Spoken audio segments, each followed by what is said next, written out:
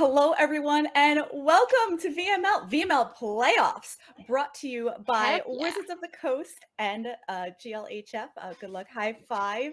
Sweet, awesome podcast that you should check out if you have not yet. For those of you who have not been here yet, we are a 10-week-long Magic the Gathering Arena League showcasing the talents of amazing people of marginalized genders within the Magic community.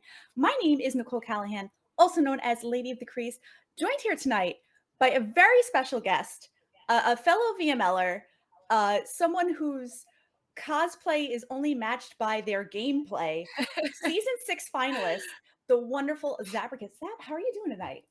Hello, I'm doing great. How are you? Let's see if I can choose. Is this the right Oh, way? you did Should I it. steer this way? That was really good. Yes. Yeah, let's point at each other. Yes. Wait, can you even try like the little heart thing? Wait, I went the Oh, wrong way. oh.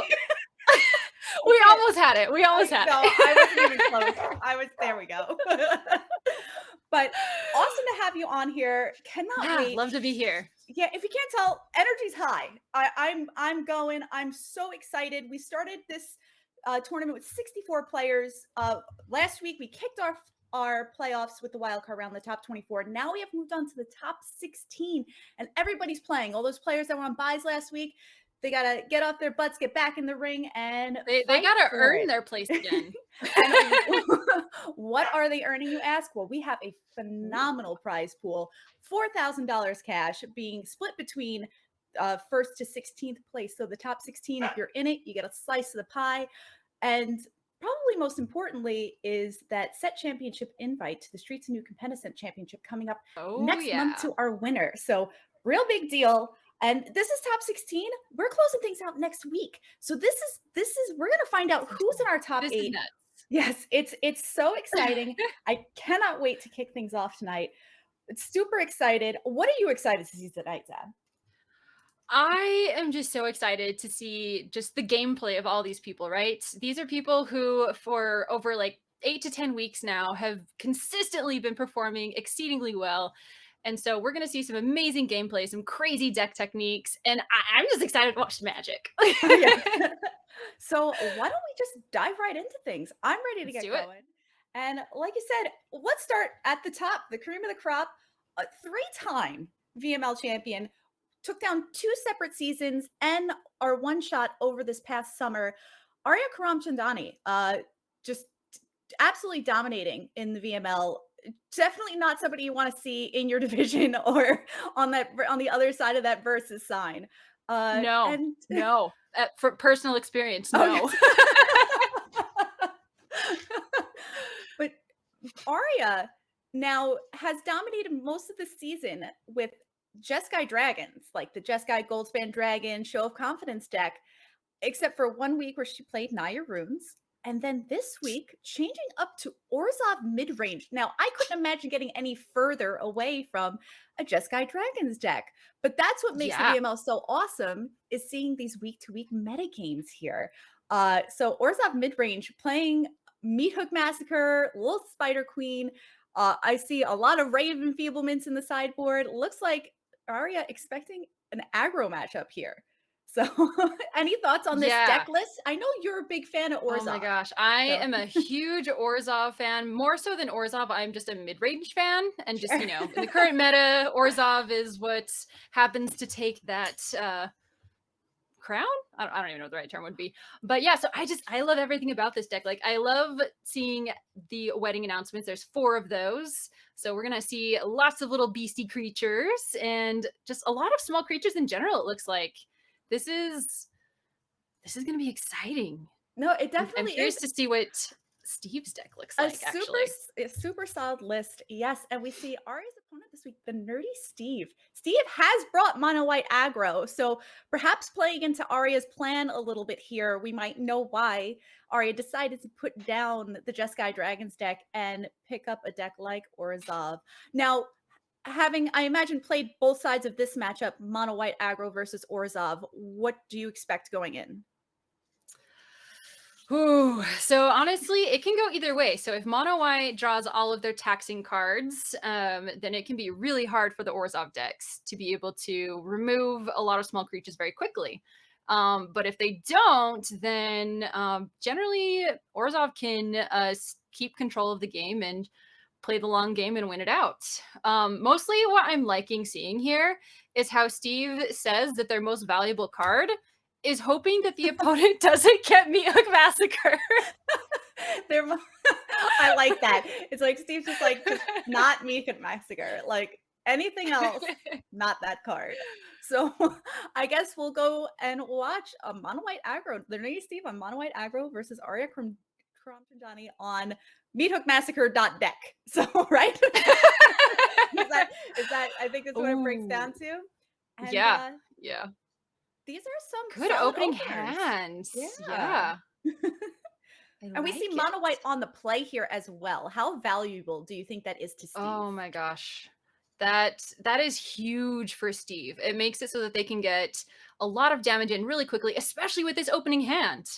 Yes, and we see Steve already putting some position onto the battlefield with both a Hopeful Initiate and an Usher of the Fallen, but a Professor of Symbology on Arya's side to start to kind of try to clog up this battlefield, also grabbing a Pest Summoning to continue with that. Yeah, I really like the choice of the Pest Summoning. Just create a few more blockers that can also gain you life. And I mean, some of the things that Steve will drop on the board are, you know, something with only 1 toughness. So little 1/1s are quite useful. Yeah, and you see Steve happy to trade off, the Usher of the Fallen for that Professor of Symbology, but Spellbinder going to take a little looky-loo here, going to take a little peek at Arya's hand and going to find some biggins in Wandering Emperor, Sorin, and Wedding Announcement, going to ultimately take the Wandering Emperor. So it's a little more expensive. Six mana Emperor, not as appealing as the 4 mana one. And it'll be interesting to see which way Arya takes this turn now. Yeah, I like the consideration there of whether to choose black or white as the color for the dual land there. And I think this was a good choice, you know, that way they can play both the Eye Twitch and the Professor.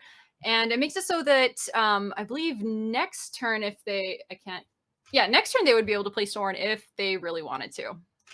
No, and so having access to all of her colors is super important for Arya. As we see Steve continuing to build a board there, not going to get with the Spellbinder, going to pick a better spot, hopefully not to get traded with by an Eye Twitch, which feels real bad from Steve's side. I'm going to play an Archon of Maria, though, so that's going to limit Arya a little bit, but I don't know that Arya was planning on double spelling for some time anyway. Yeah, that's definitely true here. But I mean, I think more of the strategy that Steve has here is the ability to have flyers, because frankly, Arya doesn't have very many things that can block except for flyers, except for that Eye Twitch. Yes, so and it looks like that's what's happening as Eye Twitch is going to jump in front of Elite Spellbinder, but there is a Wandering Emperor in Steve's hand coming down here. So it's a bit of I wouldn't call it a blowout, but it's up there. I do think it. Oh wait, no, never mind. Okay. This is what I always do with Wandering Emperor. I always want to think that you can just exile anything on the board, but it has to be tapped. Yeah. And so in my brain at first I was like, wait, why didn't they exile the Eye Twitch? Because that's why. But that Elite Spellbinder got that much bigger. So now it's 6 power, like you said, 6 power in flyers with Arya at 12. Just the flyers alone is lethal in 2 turns. And we see Arya planning earlier for a Wandering Emperor with the second Professor of Symbology, grabbing that Confront the Past. So kind of like seeing the future here a bit. But it looks like Sorin is going to be the follow-up after poking the Emperor. Yeah, I mean, Arya definitely wants to be able to have something else that can block those flyers in the air, and still only being able to play 1 spell per turn is difficult. Even though there's not a whole lot of mana on the board, it's still limiting. Yes, and we see a couple more flyers in Steve's hands. Yes. So we see a Legion Angel that, hey, you know what? Even if you can only cast 1 spell per turn, casting a 4/3 every single turn for the next 4 turns doesn't seem that bad. So yeah. And then I mean, we can see the future a little bit. Not really the future, but we can see what Steve can't. And there aren't any big board wipes in Arya's hand right now, and that's oh, it's definitely gonna be scary if Arya can't find those removal cards. Right. And this hopeful initiate just bigger and bigger at a 4/5. It's just going to be difficult to deal with. Besides, Oh yeah. these creatures are just getting bigger and bigger and bigger. And here's that first 4/3 flyer coming down. Arya at 14 life, and Deadly Dispute the draw, which would normally be great if you could play more than one spell per turn. Right, right. And we still don't quite have something to get rid of that Archon. Yes, it looks like This the is choices are just a slim. hard spot. This is definitely a difficult spot. Arya has plenty of choices, plenty of cards that Oh yeah. she could play. It's just so limiting. It's just you can choose anyone you want, but you can only choose one. So Yeah, and I mean, there would be a solution to the Archon if Arya had one more mana to play that feels bad 6-cost Wandering Emperor. yeah, and it looks like going to have to settle and go with Shambling Ghast.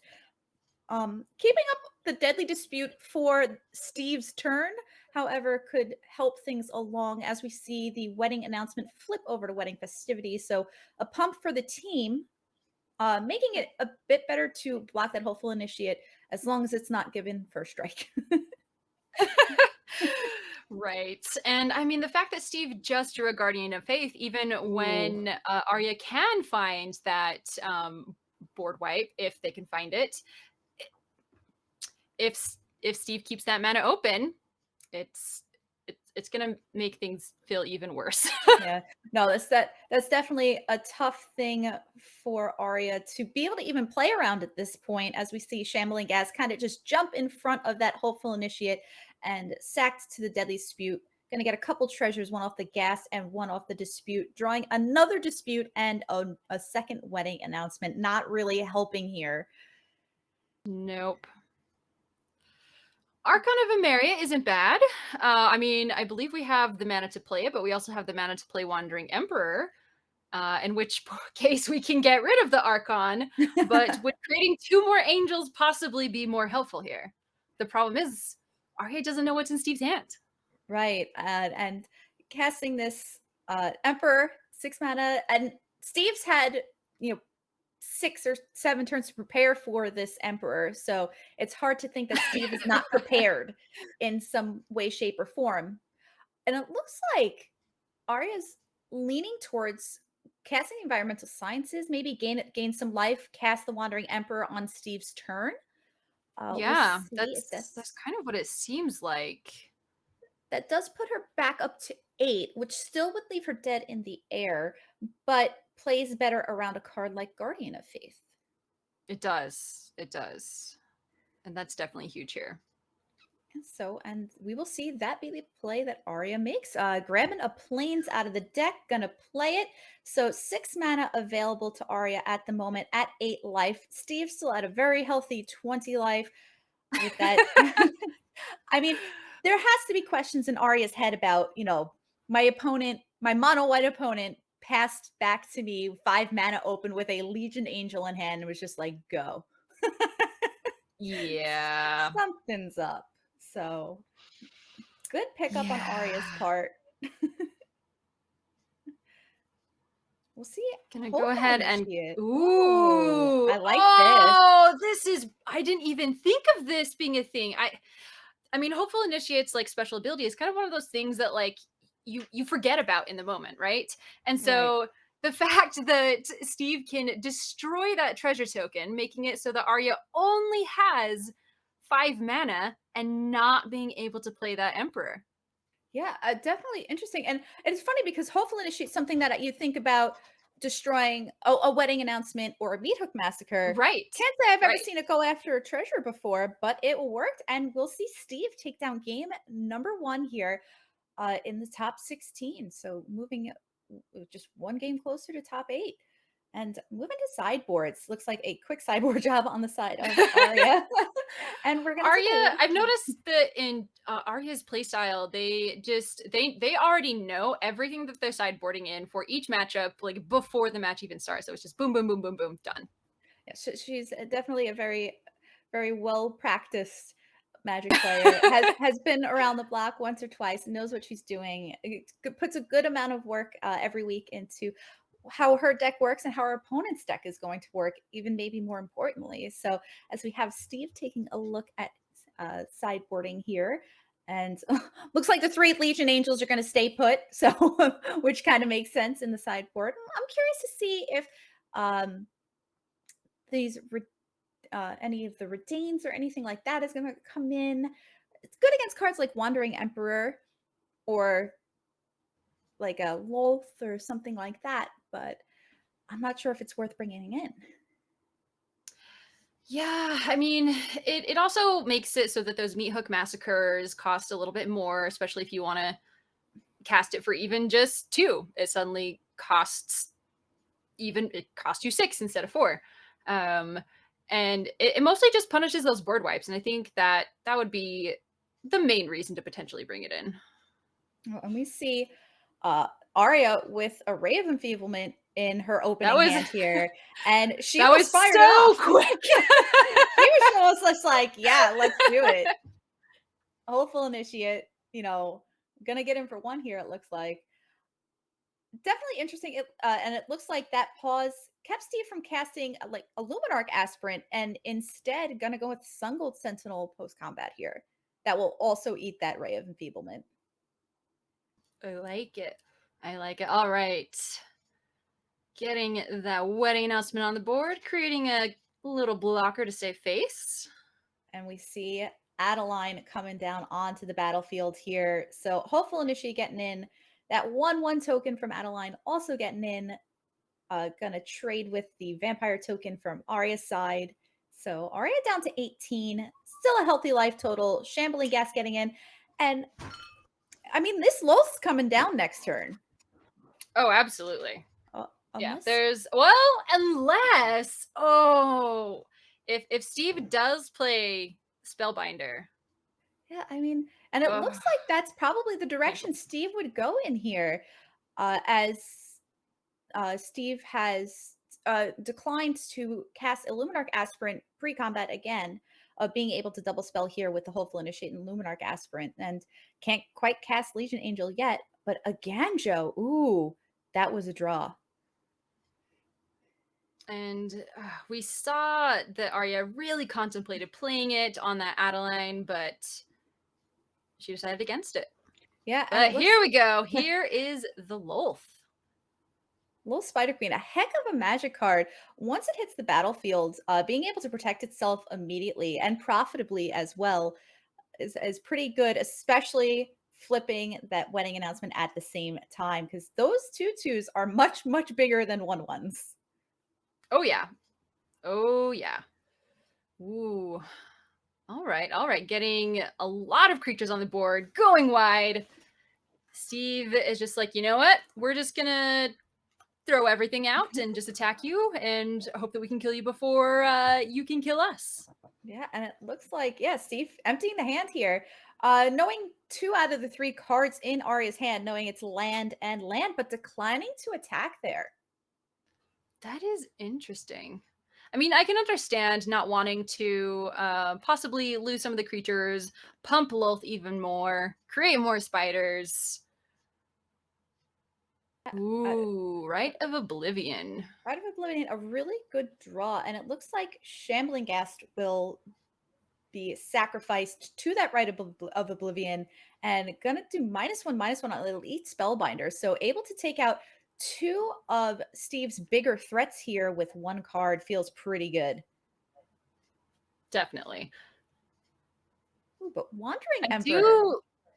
Oh. Ooh. Pretty I good am draw. a little surprised Arya didn't get rid of the Aspirant. But they probably have some other plan. There's always another plan. Yeah, I mean, perhaps it's like the the flying as opposed to being able to deal with ground creatures and having the option perhaps to flash back Rite of Oblivion or drawing another Shambling Gas. Sure, why not? So, like we said, maybe we don't see into the future, but I'm pretty sure Arya does.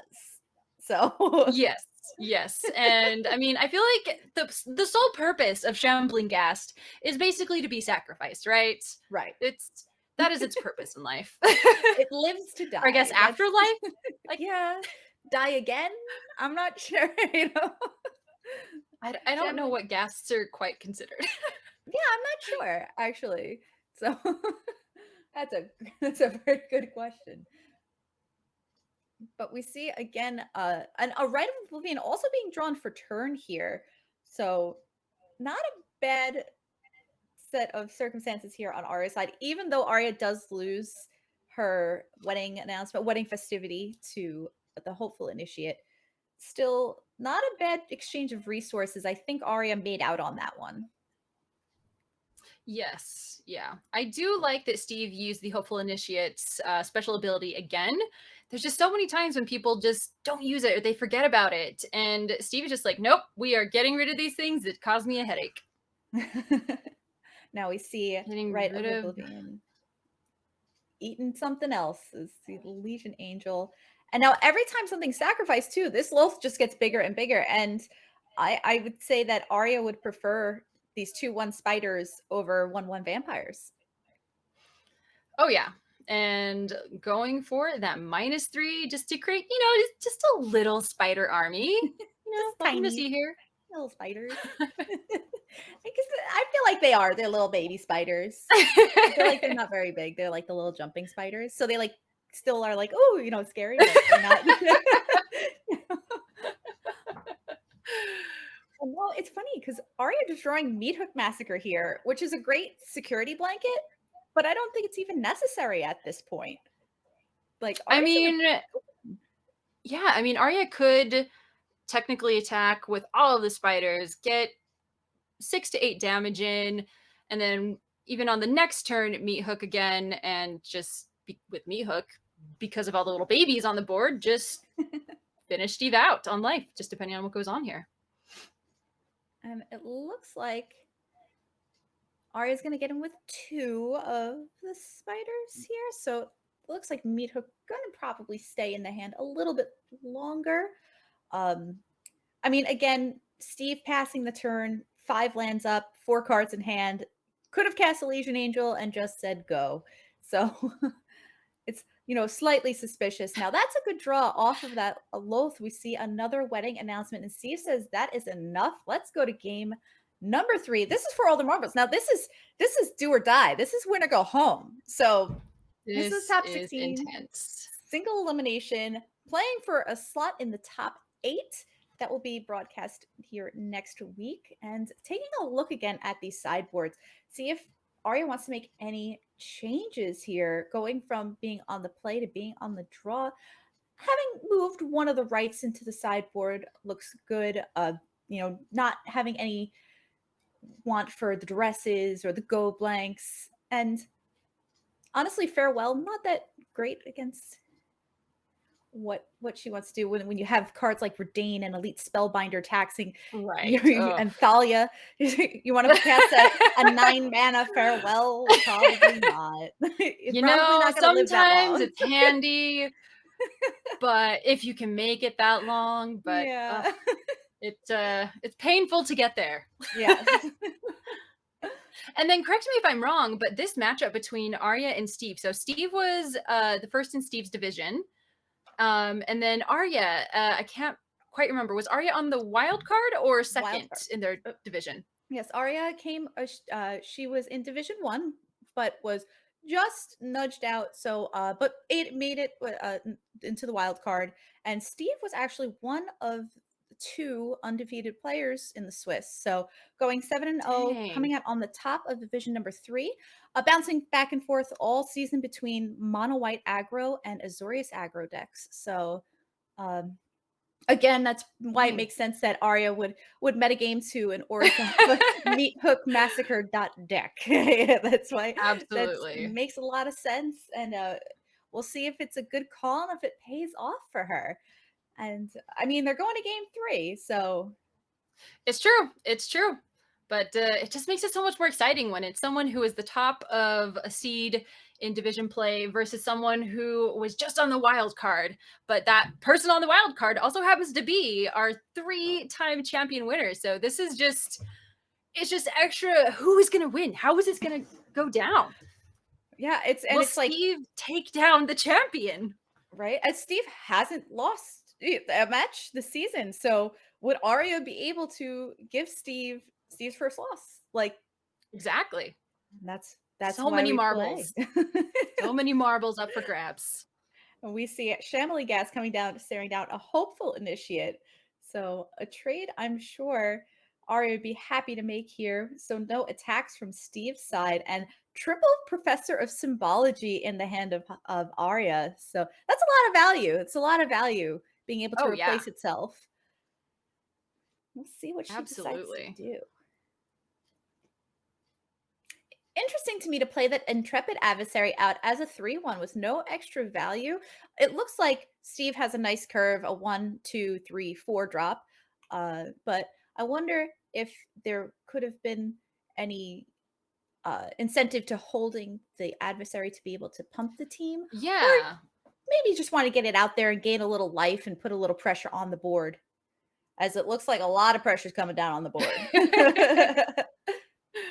Yeah, I would think that they probably just wanted it out there, maybe just to boost up the hopeful initiate a little bit. But I mean, it's gaining 3 life isn't bad either. Yeah, and we see Steve getting in a hopeful initiate, intrepid adversary, both in the red zone and a double block on that hopeful initiate to try to kill it. It's going to be able to take down both the professor and the shambling gas, but should Arya pick, she could kill the adversary with the -1/-1 from the shambling ghast here, as we know it is in Steve's hand, even though Arya does not. And it looks like damage will happen. Oh, I'm sorry. I did the math wrong. It was only 1 power on that hopeful initiate. So shambling ghast lives. It lives. Ooh, making the verse cost 2 more. Yeah, that definitely Always puts things painful. a little back for Arya, having that have been the only source of removal in hand. But Professor of Symbology is good for that. Let's take a look at the toolbox. What else we got? Confront the past environment. Just gonna go big now. Mascot exhibition, being like, I'm not messing around. I feel like the shambling ghast dies. You know, we're gonna see some treasures. You're just gonna make something real big here. As the Elite Spellbinder gets in for 3, and the Legion Angel train has started. But ooh, Ray of Enfeeblement to draw. That will definitely be helpful. See, a little bit awkward here as cannot cast both Pest Summoning and Ray of Enfeeblement to be able to use mana most efficiently here. So it looks like Professor of Symbology will kick things off. Going to grab... Oh, going to loot away. I like that. I mean, it's definitely going to be more helpful to find something from your deck than pull one of those 2 lesson cards. So, yeah. And that's what Arya will do. Looting away, drawing a swamp. So getting just that much closer to being able to cast the Mascot Exhibition in hand. And we'll see Steve only drawing a plains here. Does have the Legion Angel, but then is only going to be left with lands. Even though one of them is a Cave of the Frost Dragon, it's still quite a bit of work to be done. And that is a Meat Hook Massacre on the side of Arya. And this could turn things around real fast. And Arya is definitely thinking of slamming that. And it looks like that's what's going to happen here. Doing it for 3. Draw it, play it, windmill slam onto the table. X equals 3. Gain some life, drain some life. And making a treasure here, this means Mascot Exhibition coming down next turn. Absolutely. I do think it's interesting that Arya didn't even try to go into attackers. They just said, nope, we are just going to take the losses on their life with the Meat Hook. Yeah, we're not going to try for anything else. I thought a good heads up play. And we see Cave of the Frost Dragon on both sides of the board actually here. Although Steve, instead of firing that up, going to keep that Legion Angel train going, grab another one to put in hand. So But down come the mascots. They are Now, legion. not, the greatest blocker, a 2/1 Inkling token, but Yeah. we're gonna we'll see the second Legion Angel come down, as well as an Usher of the Fallen that had been drawn for turn, Ooh, and an Amaria's Call. Amelia's Call. That's a good draw. So that will be 2 angels versus 2 angels. Right. And Plus some indestructible babies on the board. yeah, these creatures cannot be taken care of by Steve here. So gonna get across for 7 damage. That's a pretty big swing. Steve's gonna put it Talia, to 11. not quite the card that we wanted to see this late in the game, but maybe she'll do some work still. Vanishing Verse now costs 1 million. So I mean, even at 5 cost. Or is it? Yeah, it's 5 now. Arya's very happy to pay it right now to take care of one of these 2 Legion Angels. Will happily, with a smile on her face, be casting a 5-mana Vanishing Verse on that Legion Angel. Oh, it still feels bad. Yes. And wait, no, because of exile, they don't gain the life. That's right. So we see a big board of just tokens, but nice size tokens on the side of Arya. The couple of 4/4 flyers, a 4/4 ground creature, gumming up the air and the ground here. I think advantage Arya at the moment. And feeling aggressive. Just gonna go in. I would also like to point out that Steve has adorable sleeves using the cute little cat. That is one of my absolute favorite sleeve styles on Arena. I love it. Steve gets style points. Steve gets style points. Ooh, Intrepid Adversary. This is definitely a card you want to see later in the game when you have the mana to boost it. Right. And but will it be enough? Because Arya just needs to stay alive here.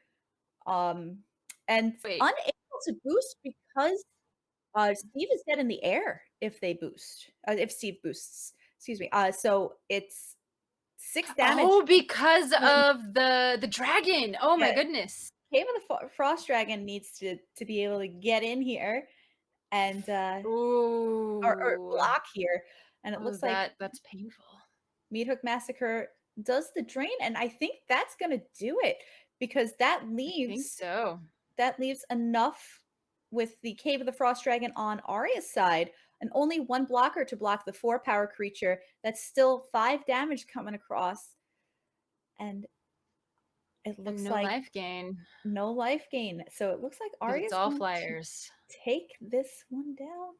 Steve making the desperation block, gonna jump in front of that 4-power creature. Oh, changed their mind.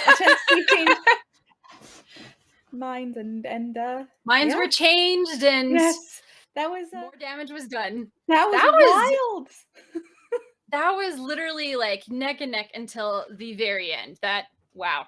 I could not believe that. That was such a back and forth. So Arya going to take it down 2-1 over the Nerdy Steve. Arya's still in it. Arya's moving on to top 8, but a great showing this season by Steve, who again, Steve came on top of Division 3, going 7-0 in the Swiss. So it's really, really impressive. And this was Steve's first season in the VML, right? Steve's first season in the VML. So nice. Steve, hoping you come back.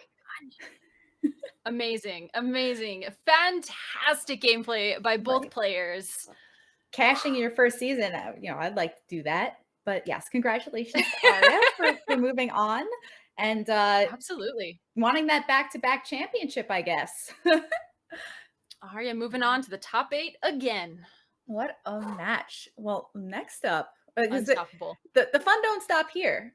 We've got 3 more matches of Magic to cover.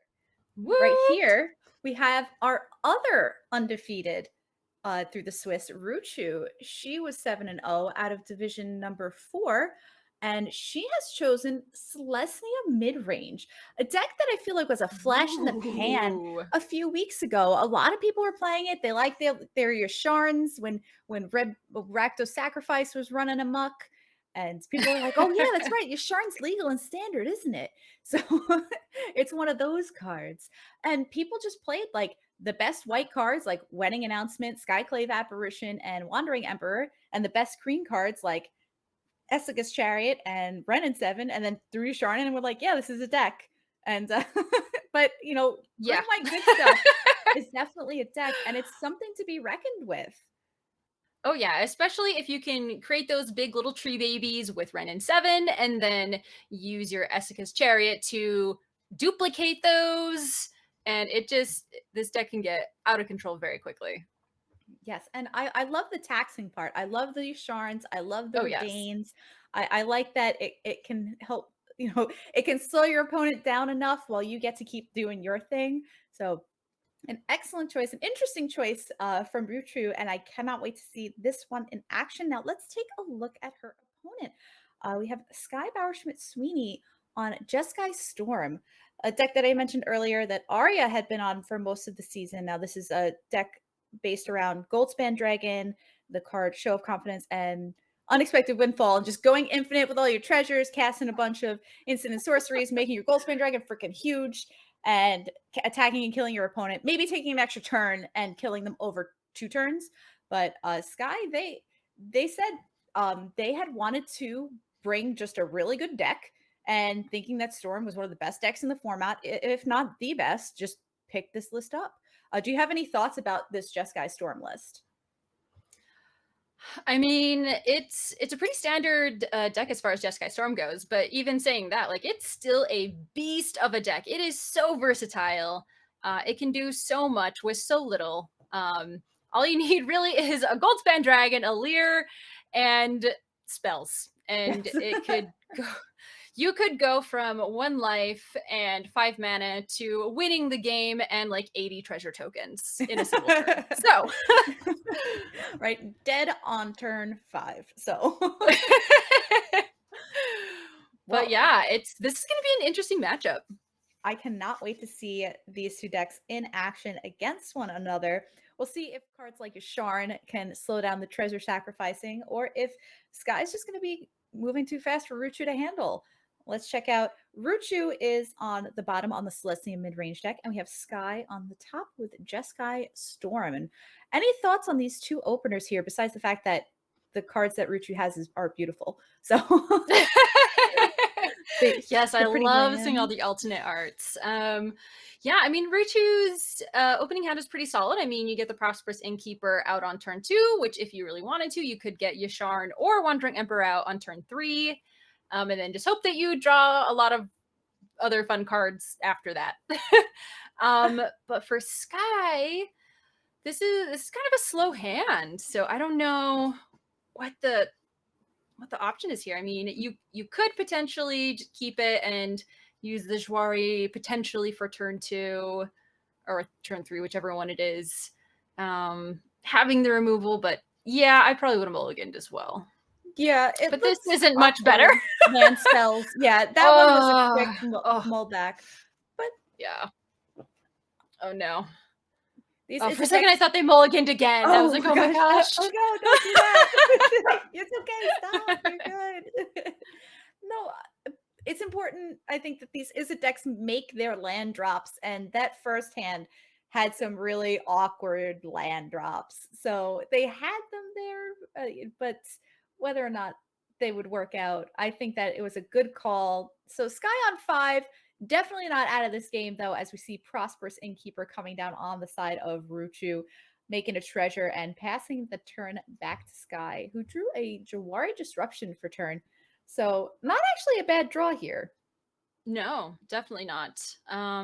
It'll just be interesting to see if Ruuchu decides to play one of those 4 drops.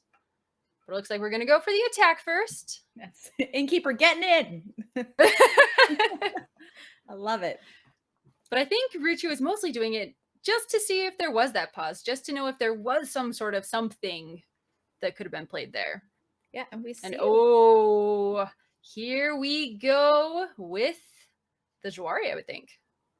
Yep, that's going to take care of that first copy of Wandering Emperor. There is a spare in Ruuchu's hand, however, that Sky is unaware of, and a Redain being drawn for turn. Now, Amaria's Call can come in as a land, and Ruuchu probably wanting to make that 4th land drop. The question is to cast a card like Yasharn and guarantee next 2 land drops, or to cast a card like Essica's Chariot and just guarantee that value right now. Absolutely. I mean, Ruuchu definitely wants to try to get in as much damage as possible and keep Sky on the defensive rather than the offensive, to try to hope to kill them before the storm starts brewing. Yeah, and it looks like that Sky drew an expressive iteration for turn. That's a pretty good draw. It's a good way to make up for a double mulligan as well. Going to take a look at the top 3 and able to get that value, put a land into exile to play that turn, and an Alchemist Gambit into hand. So we'll see if that pays off for them as the turn is passed back. Now, like you said, it's turn 5 now, and Sky is at 18 life. So still at a pretty healthy life total. It's just that's going to start to go down very quickly from here on out, it feels like. Oh, yeah. Oh, yeah. But Sky will be able to play Goldspan Dragon next turn, should they choose to. And that can definitely turn the tables quickly. As Goldspan Dragon, very powerful card for sure. Speaking of powerful cards, this Essica's Chariot going to start to try to get into the red zone here. And after Spikefield Hazard takes care of Prosperous Innkeeper. Oh, wait. Oh, no. Oh, not going to take care of Prosperous dang. Innkeeper. Oh, dang. Ooh, because I like how Sky was trying to get that in before this token could be created to prevent Ruuchu from gaining that 1 life, but nope. It happened anyway. But now instead, there's a 2/2 Prosperous Innkeeper on the battlefield, as well as an active Wandering Emperor. Now at 12 life, it looks like Sky's going to decide and say, you know what, I have to kill this Wandering Emperor now. Oof, but okay, how much damage will that be? Oh, and with the Luminarch. Right. All right, so let's do some math. So that would be 9 damage. Right. Playing 9 damage at minimum, potentially. Playing the Yasharn and crewing with the Yasharn and then attacking all would do that's it. a good point. But it's a question of, do you want to put all of your eggs in that basket on the side of Ruuchu, who has a pretty good hold on this battlefield, so could not fault her for not wanting to go for it here. Obviously, we can see that, everything's clear. You're good to go. Absolutely. Yeah. But unfortunately for Ruuchu does not have the hand cams that we have. So. Exactly. But I do think that Ruuchu's decision to play Yasharn is great anyway, because it gives them 2 more lands. Yes. And I love that. Doesn't matter. Right? Once she decided her line, she was just like, this is it. I'm sticking to it. I'm committed. She didn't fluster about and be like, oh, should I play? She was just like, yeah, whatever. I'm playing Yasharn. I'm just going to crew it. I'm just going to close my eyes and spacebar jam. Just hit the space bar. It's game 1. There's only 2 mana. They haven't stopped me yet. Right. It's fine.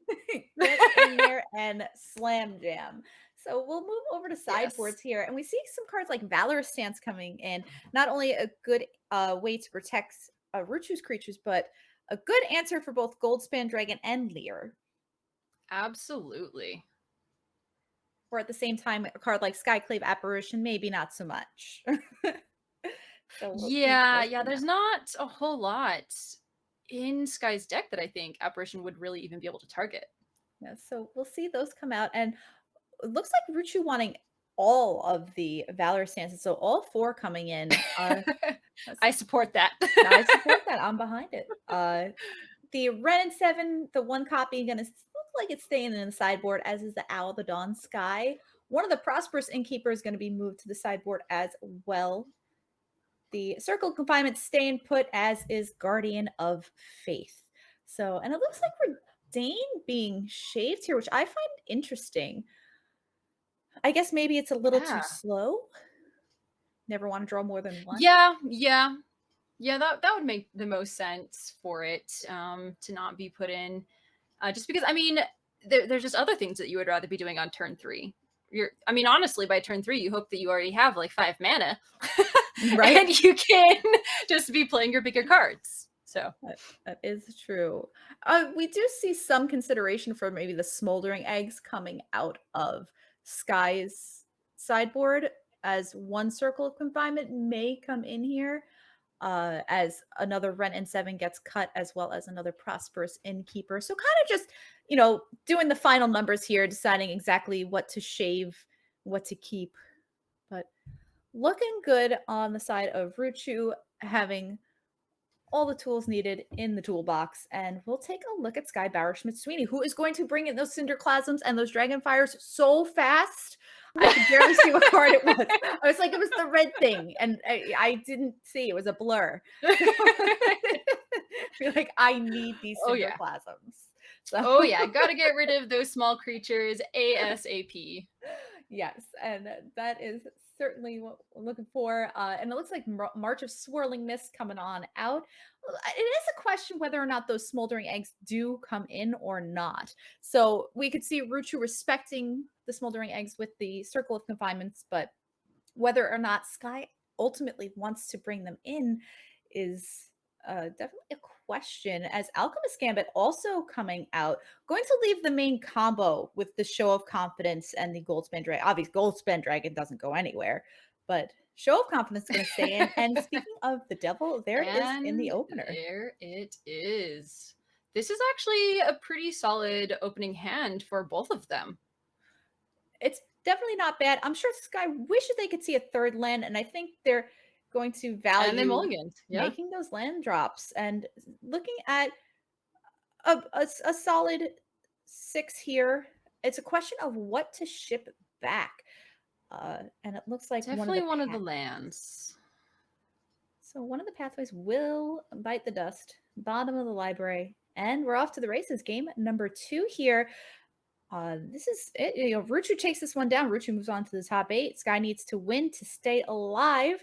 And gonna play a blue pathway, pass the turn back with that Jawari Disruption up and ready to go. Looking juicy. Ooh, we did not see it yet. All right. Going to just cast a Cinderclasm as a 1-for-1 on that Luminarch Aspirant. Not gonna let it become a 2/2 and make anything even bigger. Nip it in the bud. Exactly. And we'll see Sky drawing an Unexpected Windfall. So torn between leaving that, perhaps like wanting to not be taxed into needing to play that Jawari Disruption as a spell, might need it, recognizing that they might need it as a land, because if they don't make their 4th land drop, if they can cast Unexpected Windfall, they're probably golden, but got to get there. Right. Yeah. Making sure that you can get that Unexpected Windfall as early as possible is definitely a huge consideration. Yeah. Because that card is how they find their million other cards to get their 80 treasure tokens. Exactly. And now, unfortunately for Sky,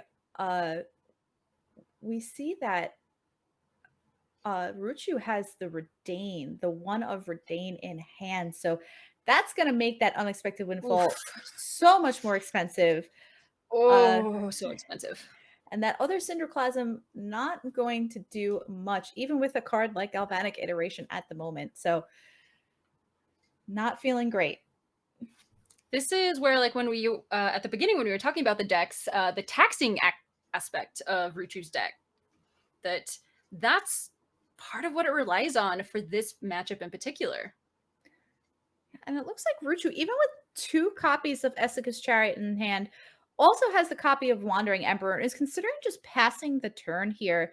And just saying, you know what, I'm established on this battlefield right now. I'm not going to play into your 4 open mana. Although, again, we know that there's nothing to worry about, but Ruuchu perhaps wanting to err on the side of caution here, and it looks like that's what will happen. I mean, there was a Jawari Disruption to their Emperor last time, and, keeping it open just in case there is a dragon that hits the board isn't a terrible idea either, even though it's always iffy to try to target anything with the dragon. Right. Target the dragon with anything. Wow. And it's late on Friday. My words are hard. Right. It's like, it's the weekend, all right? We're trying. Now, we see Ruuchu must know now. That Wandering Emperor came down. Sky said, I can't do anything. Missed a land drop.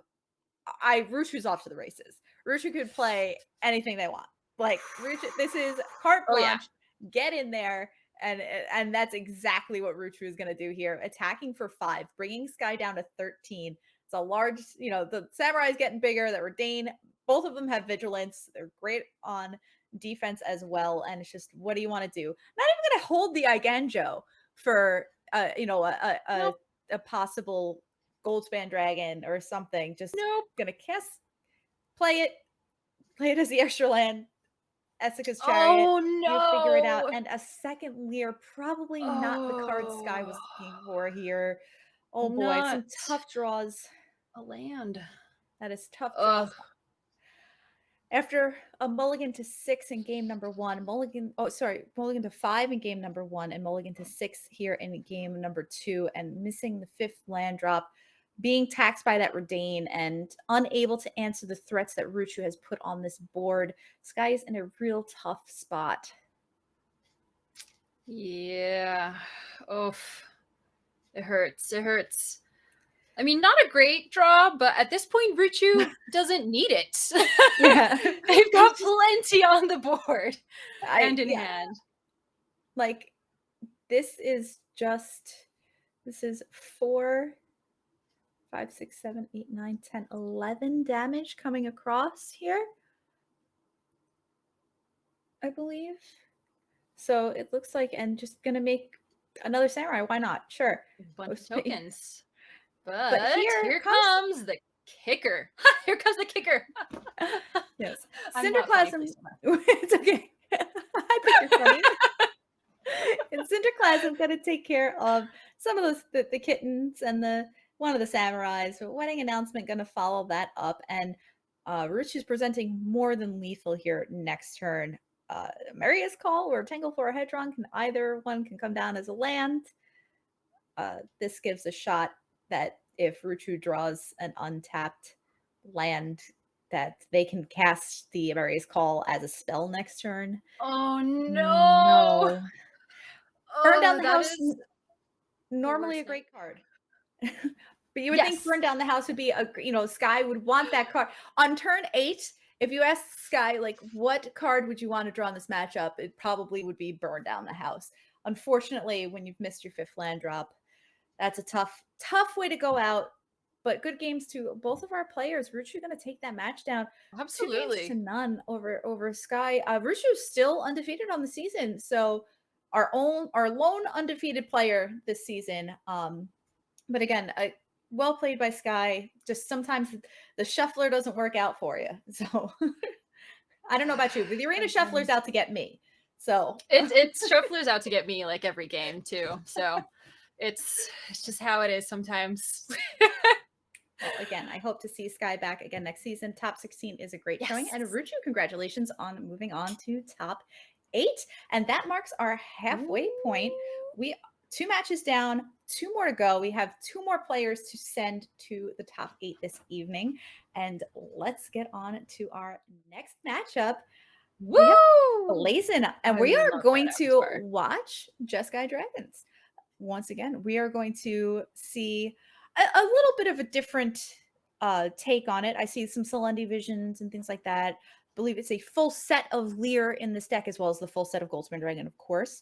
But same idea in Show of Confidence and Shijiri Shelters, obviously Unexpected Windfalls, and iterations of both the Galvanic and Expressive types. So any thoughts here as to something that you like to see out of this deck, or like what we just saw, what you're expecting? Yeah, so not necessarily things that I'm expecting. I just want to say that for this season of the VML, instead of just having a single mentor versus mentee program, we had teams, testing teams. And Blazin was on a part of my testing team. And so I've been working with them and helping them throughout this entire season. And so it's just been so fun just to see like all the little tweaks and changes that they make to their decks, and just watching their progress throughout the entire season. And so like I have a little bit of background knowledge, like knowing about the decisions that they made when coming up with these decks, and it's it's just fun, you know, because like they do metagame and try to figure out the best cards to add versus what they think their opponents will add. And we'll see a little bit of that play out, I think. No, I love it. Blazin has become a mainstay on the VML these past couple of seasons. I've loved covering their matches. Loved watching them develop as a player. They're phenomenal. They're fantastic. Their gameplay is great. Their deck choices are awesome. And sometimes very unique, and I love covering them. So Yes. it's a pleasure to get to watch them here again in top 16. I cannot wait. And let's take a look at their opponent. Speaking of VML mainstays, we have the TheMightyLinguine, who co-chair of the VML, been hanging with us since season 1. Dare I say, kind of founding the thing. So she's been around the block here. Who when I asked how she selected her deck this week, she told me she figured out what the best deck was to play, and then she played her pet deck instead, which means I love it. so much discard. Her and Go Blank, I could not name a more iconic couple. Like, it's just, she loves Go Blank. I almost put Go Blank 3 times as the card to watch for her, and it's not even in the main deck. It's like she's 2 copies in the sideboard, and that's it. I was like, you're not even running 4, and none in the main. You can't even say that, but but this Mardu mid-range deck, actually, like, all joking aside, I think it's a solid deck. It's very solid. Takes a lot of good parts of the Orzhov decks. I love Lolth. I love Graveyard Trespasser. Able to play cards like Vanishing Verse, one of the most efficient removal spells. And adding the red gives cards like Fable of the Mirror Breaker, which is a very strong card. Showdown of the Scalds, which is incredible when you put it in the right shell, and cards like Blood Tithe Harvester, which is good enough to be in Vintage Cube on Magic Online. So I'd say the card's pretty good. Oh yeah. No, I love the Mirror Breaker, just its ability to create duplicates of, or I guess copies is the proper term, but whatever. And using that in con with like the Blood Tithe Harvester, it gets so gross. Oh, I love it. I think it's great, and I cannot wait to see both of these decks in action. We'll see, we got discard versus dragons. Who's going to take it down? We will be watching from the side of Blazin, our Jeskai Storm player, and then on the top we have the TheMightyLinguine on Mardu midrange, and not a great opener from Blazin. Though Selending Vision is a land. How lucky you feeling? Not that lucky. Again, a great mulligan. This is 3 lands though, so like it's a little awkward and a little slow. Kind of. But I have seen Expressive Iteration is very good at smoothing out hands like this. So it looks like Blazin absolutely. Keep. I'm not going to say a land. Keep. There you go, right? Land, and then able to cast Expressive Iteration for value next turn. So things not so bad, but the TheMightyLinguine already making her presence known on this battlefield, a Luminarch aspirant that is going to only get bigger from here as Prismari Command is the draw. Now, I wonder if there's like a temptation to just like Prismari Command, just kill that aspirant before it gets out of hand. And I mean, I definitely have the temptation. Like, it's not even my hand, and I'm just like, just kill it now before it gets bigger. But and it looks like that's what they decided to do. They said, yes, this is a problem. We will take care of it now. I love that decision there. And this also gives Blazin the access to that treasure, which is wonderful. And now we see Fable of the Mirror Breaker, which isn't really as scary, I guess, when it comes down on an empty battlefield. Although the treasure making and being able to ramp and not being able to answer that still is a bit scary.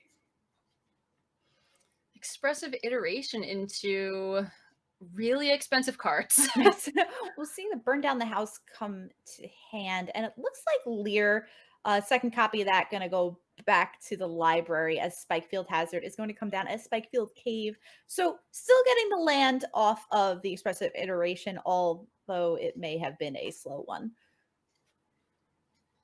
And it looks like TheMightyLinguine is go ahead and take advantage of being able to discard and draw, get rid of 2 lands, and draw another land. But I mean, the Humiliate will eventually be useful if Lyra gets on the board. It's no go blank, but Oh wait, no, it's the discard. It's the discard card, not the. Yeah. I always get that mixed up with the Vanishing other. Not Vanishing Verse, Oh. but the one that does the same thing as Vanishing Verse, but it costs more. The Rite of Oblivion? Yes, No. yes. That one? I do Okay. not know why. Okay. I couldn't think of the name of the card. It's the art and the same mana cost and the Exactly. gold border. And Exactly. it's like that dark gold looking art on it and everything. It all looks the same. They do. I get cards mixed up in my brain. It's fine. Listen, as long as the TheMightyLinguine knows what the card does. So I'll just kind of go with it. I'll be like, yeah, it looks like. So now we've got a 3/3 goblin shaman that makes treasure tokens when it attacks. Oh my gosh, and followed by duress. I didn't even see that happen. I didn't see the duress get drawn. So, again, another one of those cards that just kind of blends in the back of your brain. Right. It's fine. But that's so brutal. So we see after Lear bit the dust here, duress is going to follow up and take care of its galvanic iteration, March of Swirling Mist, Sajiri's Shelter, or burn down the house. And it looks like ultimately that burn down the house is going to hit the graveyard. And MightyLinguine will play the land for turn, getting in for 3. So first blood is drawn, blazing down to 17, treasure token made, and an unexpected windfall is the draw on Blazon's side, as MightyLinguine is allowed to untap here. Now, another land for turn. So MightyLinguine definitely dominating this board right now. Has a Loath in hand, and that's great. Making some treasures here, but is going to have all the mana in the world and not too much to do with it right now. It's true. And they will eventually be able to create copies of their little token goblin or more little spiders, but not this turn. Yeah, and I know the MightyLinguine's got to be looking to just close this game out quick. Like you said, making some spiders, but knowing about that March of Swirling Mist in Blazon's hand, March of Swirling Mist is an additional cost from the spell. You can exile any number of blue cards from your hand, and it costs 2 less for each card exiled that way. You can up to X target creatures phase out.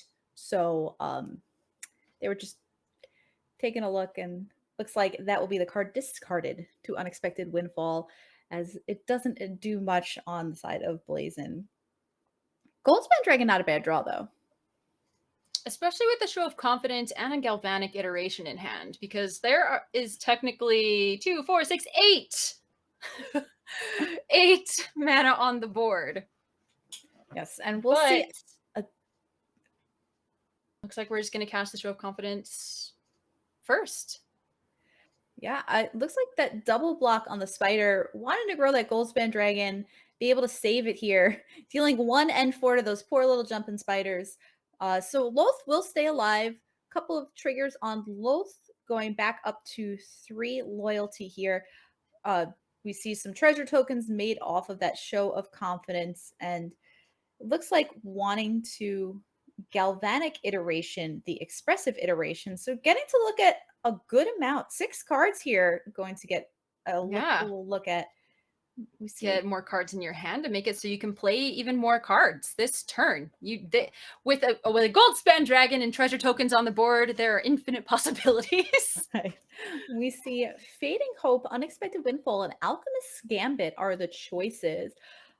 Definitely an interesting choice here on the side of Blazon, having 2 treasure tokens at the ready. So that is 4 mana waiting there, and Unexpected Windfall can be cast again. And taking a look, a second Goldspan Dragon, Riverglide Pathway, and another.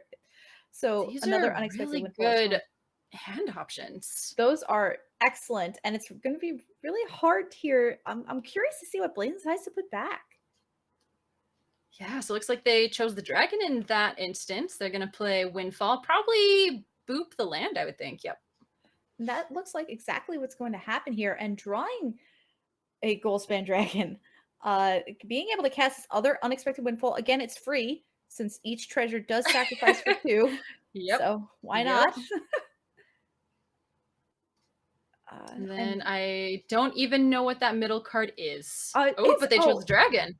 Yes, the middle card. Yeah, you see a guard approach. you Okay, see yeah, a I guard remember now. approach. Yes, the modes are you can either distract the guard, which is tap target creature, or you can hide, and it's target creature you control gains hexproof until end of turn. So you can either like tap down a blocker or protect your own creature. So we'll Which see is wedding.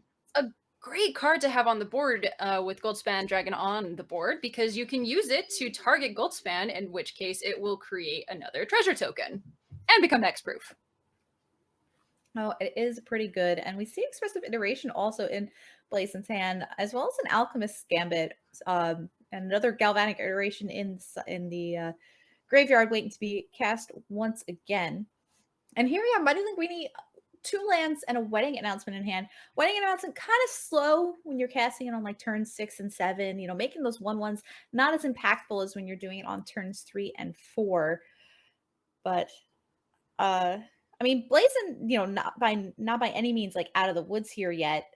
14 life and an active Kiki Jiki on the side of MightyLinguine. Ooh, Treasure Token City. So many treasures. I would never have expected the Mardu player to have more treasures in play than the Is It player. I know, right? Who has Goldspan Definitely not Dragon? what you expect. Who needs Goldspan?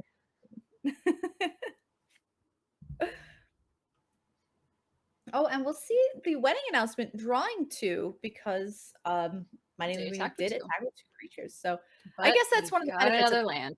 playing it on turn 6 or 7 is that you're actually attacking with creatures as opposed to just making a token. But yes, just another land. So But land is definitely something the Blazon wants to see here. right, and we'll see. The more mana, the more possibilities. I see Goldspan Dragon here getting in, going face, totally ignoring Lolth. Wants nothing Interesting. to do But we do have Gambit. And it can be cast for its splice cost, so don't have to worry about winning the game next turn. Let's see if Blazon Plus is able Galvanic to Iteration. Oh, So that's a lot 2 of turns. I think that's what we're about to see here. It looks like it. Galvanic Iteration being cast from the graveyard. Alchemist Gambit for the cleave cost also coming down, still with 2 mana 2 mana open. So what the heck? Oh, and this Hall of Storm Giants also coming down. That might do it here. I think Looks like so. a Hall of Storm Giants looking to get in. So that's a 7/7, quite a big body, going to come across for 12. So makes sense to want to ignore the Lolth. Illegal attacks, try again. You can't. You took down game number 1, Blazon. Well done. So the Is It Storm deck will take down game number 1 versus the Mardu Midrange deck. And we move to sideboards here, having no interest in those March of Swirling Mists anymore. And it looks like a smattering of different cards being cut. You know, a show of confidence coming right out. So no interest in the combo anymore. Show of confidence, no good. Those Valor stances seem to be staying put in the sideboard as well. Alchemist Gambit, no interest in those. I guess perhaps in the go blank, duress, humiliate sort of matchup. Kind of want to keep things clean and simple. So Goldspan Dragon kill you and Smoldering Egg Ashmouth Dragon kill you. You know? Yes. Yes. Cut out the fat. Just do what Goldspan Dragon is best at, and that is kill your opponents quickly and in the air. Absolutely. I mean, if you can get to your combo faster, that's definitely what you want to do. It looks like defenses are up. Saw It Comings are in. All the card draw that Blazon can get before Behold the Multiverse, all in. 4 Unexpected Windfalls staying in as well. Keeping in like Burn Down the House and like Cinderclasm to take care of the smatterings of Harvesters, Luminarch Aspirants, and any wedding announcement tokens, Wandering Emperor tokens. So solid sideboarding by Blazon though. Yeah, and I like that for the MightyLinguine, the very first card that was sideboarded in were the Go Blanks. The pet card, the card that will destroy the graveyard, which potentially hurts Blazin if they have Lear on the board. And we'll see a couple of interesting opening hands here. MightyLinguine's opener seems to be... Sorry, is that... I couldn't tell if that was the red tap or not. Oh, that always scares me when that screen pops up. I'm like, no, don't concede. Oh, yeah. They're just like checking there. So, but we're good. We're good. As things are going to get going. No, actually, the Blight Step is red on the backwards. So, MightyLinguine, with all of their colors and a lot of discard. I mean, going Blood Type Harvester into like a Go Blank, or even just casting like Graveyard Trespasser, which is in itself almost a discard because of its ward cost. So, although Blazin does get to pick, it's still, it costs. It's true. And it also eats that graveyard, making it so that Blazin can't rely on using certain cards a second time, whether Lear's on the battlefield or not. And I like seeing this as an aggressive shock in Graveyard Trespasser on the side of MightyLinguine.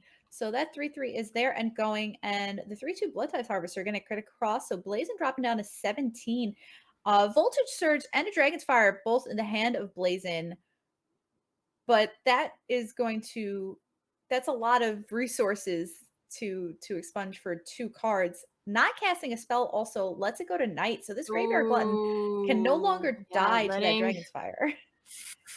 Yeah, and by not casting anything, it made it so that the Trespasser flipped, which that's when it becomes extra dangerous. Yes. And we'll see. And the humiliate. The question is, does Blazin want to respond to this? Being able to cast something like a Prismari command and make a treasure token for that Voltage Surge could work to kill it. But again, that's just expending even more resources. The Prismari command could kill the Blood Tithe Harvester and make a treasure, and then use Voltage Surge next turn to kill the Graveyard Glutton. But that's, and again, discarding a card to the Graveyard Glutton as well. So just a lot of resources. And that's what MightyLinguine is looking to do here. Maybe not tax in the way that like Thalia or Redain or Elite Spellbinder taxes, but looking just to tax resources and duress and just take away, humiliate, and you got to discard to kill my creatures and things like that. So just looking to, while a deck like this Izzet combo deck wants to stay at a critical mass of cards, MightyLinguine wants to make it as difficult as possible for that to happen. Oh yeah. Yeah, they don't want to make it so that there are any answers to their threats on the board. And we'll see that Prismari command is going to be the card taken by MightyLinguine, as this Blood Type Harvester grows to a 4/3. Graveyard Glutton getting in and going to eat some of the cards, and it looks like we'll eat their own graveyard as well. So Prismari command is no more. So don't need to worry about that, even if the Lear does hit the battlefield. And this is a big attack. This is for 8. So to be able to get across for 8 here would be huge. Now, MightyLinguine did know about this Dragon's Fire. It's true. So it looks like we're going to use that Dragon's Fire, get rid of the Blood Tithe Harvester, and just take the 4. Yeah, Graveyard Glutton doing some work. So down to 13 goes Blazin. And considering Behold the Multiverse here, but it looks like, it looks like that will be the play. Revealing a couple 2 of lands. Both sent to the bottom. Looks like we finally have a Goldspan in hand, and we could potentially play it next turn. Yes. And that looks like what Blazin is going to build up towards. Now, what Blazin doesn't know is that the MightyLinguine does have a second Graveyard Trespasser, Graveyard Glutton in hand. So MightyLinguine going to loot away that wedding announcement here, drawing a Duress. So I don't know whether MightyLinguine is inclined to want to double spell to shrink their own graveyard glutton, or if they're going to try to stick to one spell this turn. It'll be interesting to see. Yeah, there's just a lot of options here. And they're all good options is the problem. But I mean, the fact that MightyLinguine can see most of what Blazen's hand is right now can definitely make it a little bit easier for her to make this decision. But it's still a little bit hard. Because, I mean, having a second Graveyard Glutton on the battlefield is just ridiculous. Right. But getting rid of some of the cards in hand is also, you know, helps us so you can stay in the game hopefully longer. Oh, you know, I think I just noticed are both of those pathways on white? I think Callahan, sorry, MightyLinguine might only have one black source. Oh, so I think you're right. The MightyLinguine, although I don't know, it may be the correct play to only play one spell a turn, like to keep it nighttime, to be able to keep your 4/4. Oh yeah, to eat Blazen's graveyard more efficiently, because MightyLinguine knows about the 2 Leers in Blazen's hand, and if anything, buying back spells is one of the ways that I feel like Blazen could easily get back into this game. So, whether it looks like,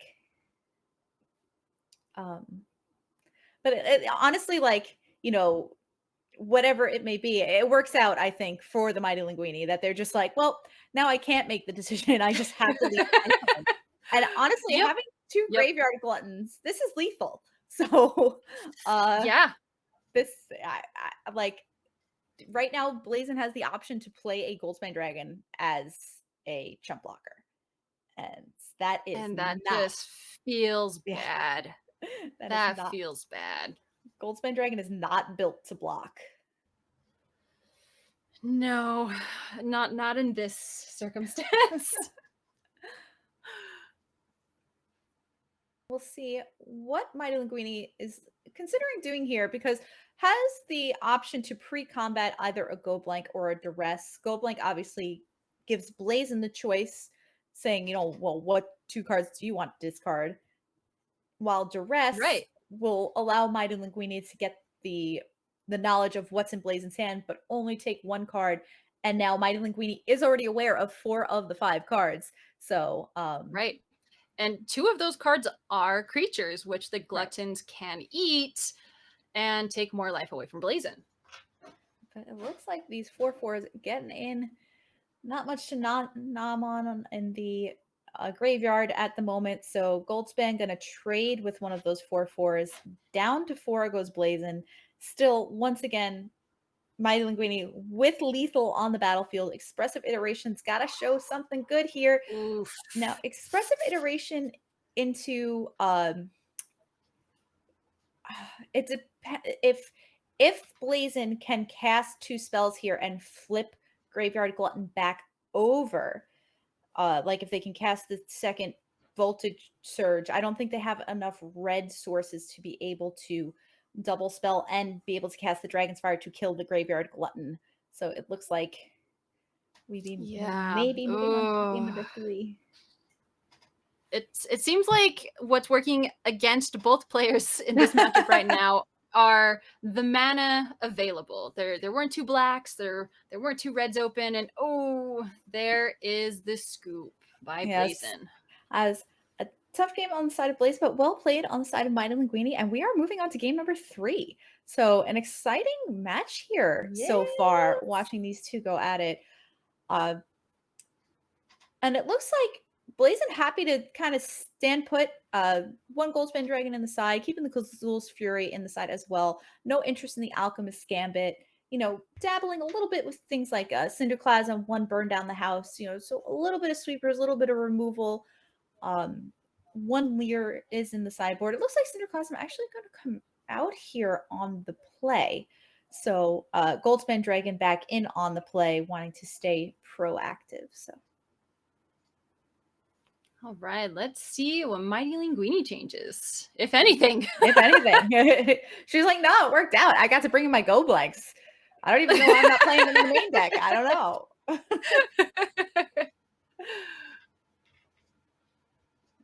Yeah, I mean, it looks like that is the game plan. Just, what worked last time, we'll make it work this time. right? Shaving down. I love shaving down the one loath, kind of just trying to bring the curve down a little bit, make the deck a little leaner.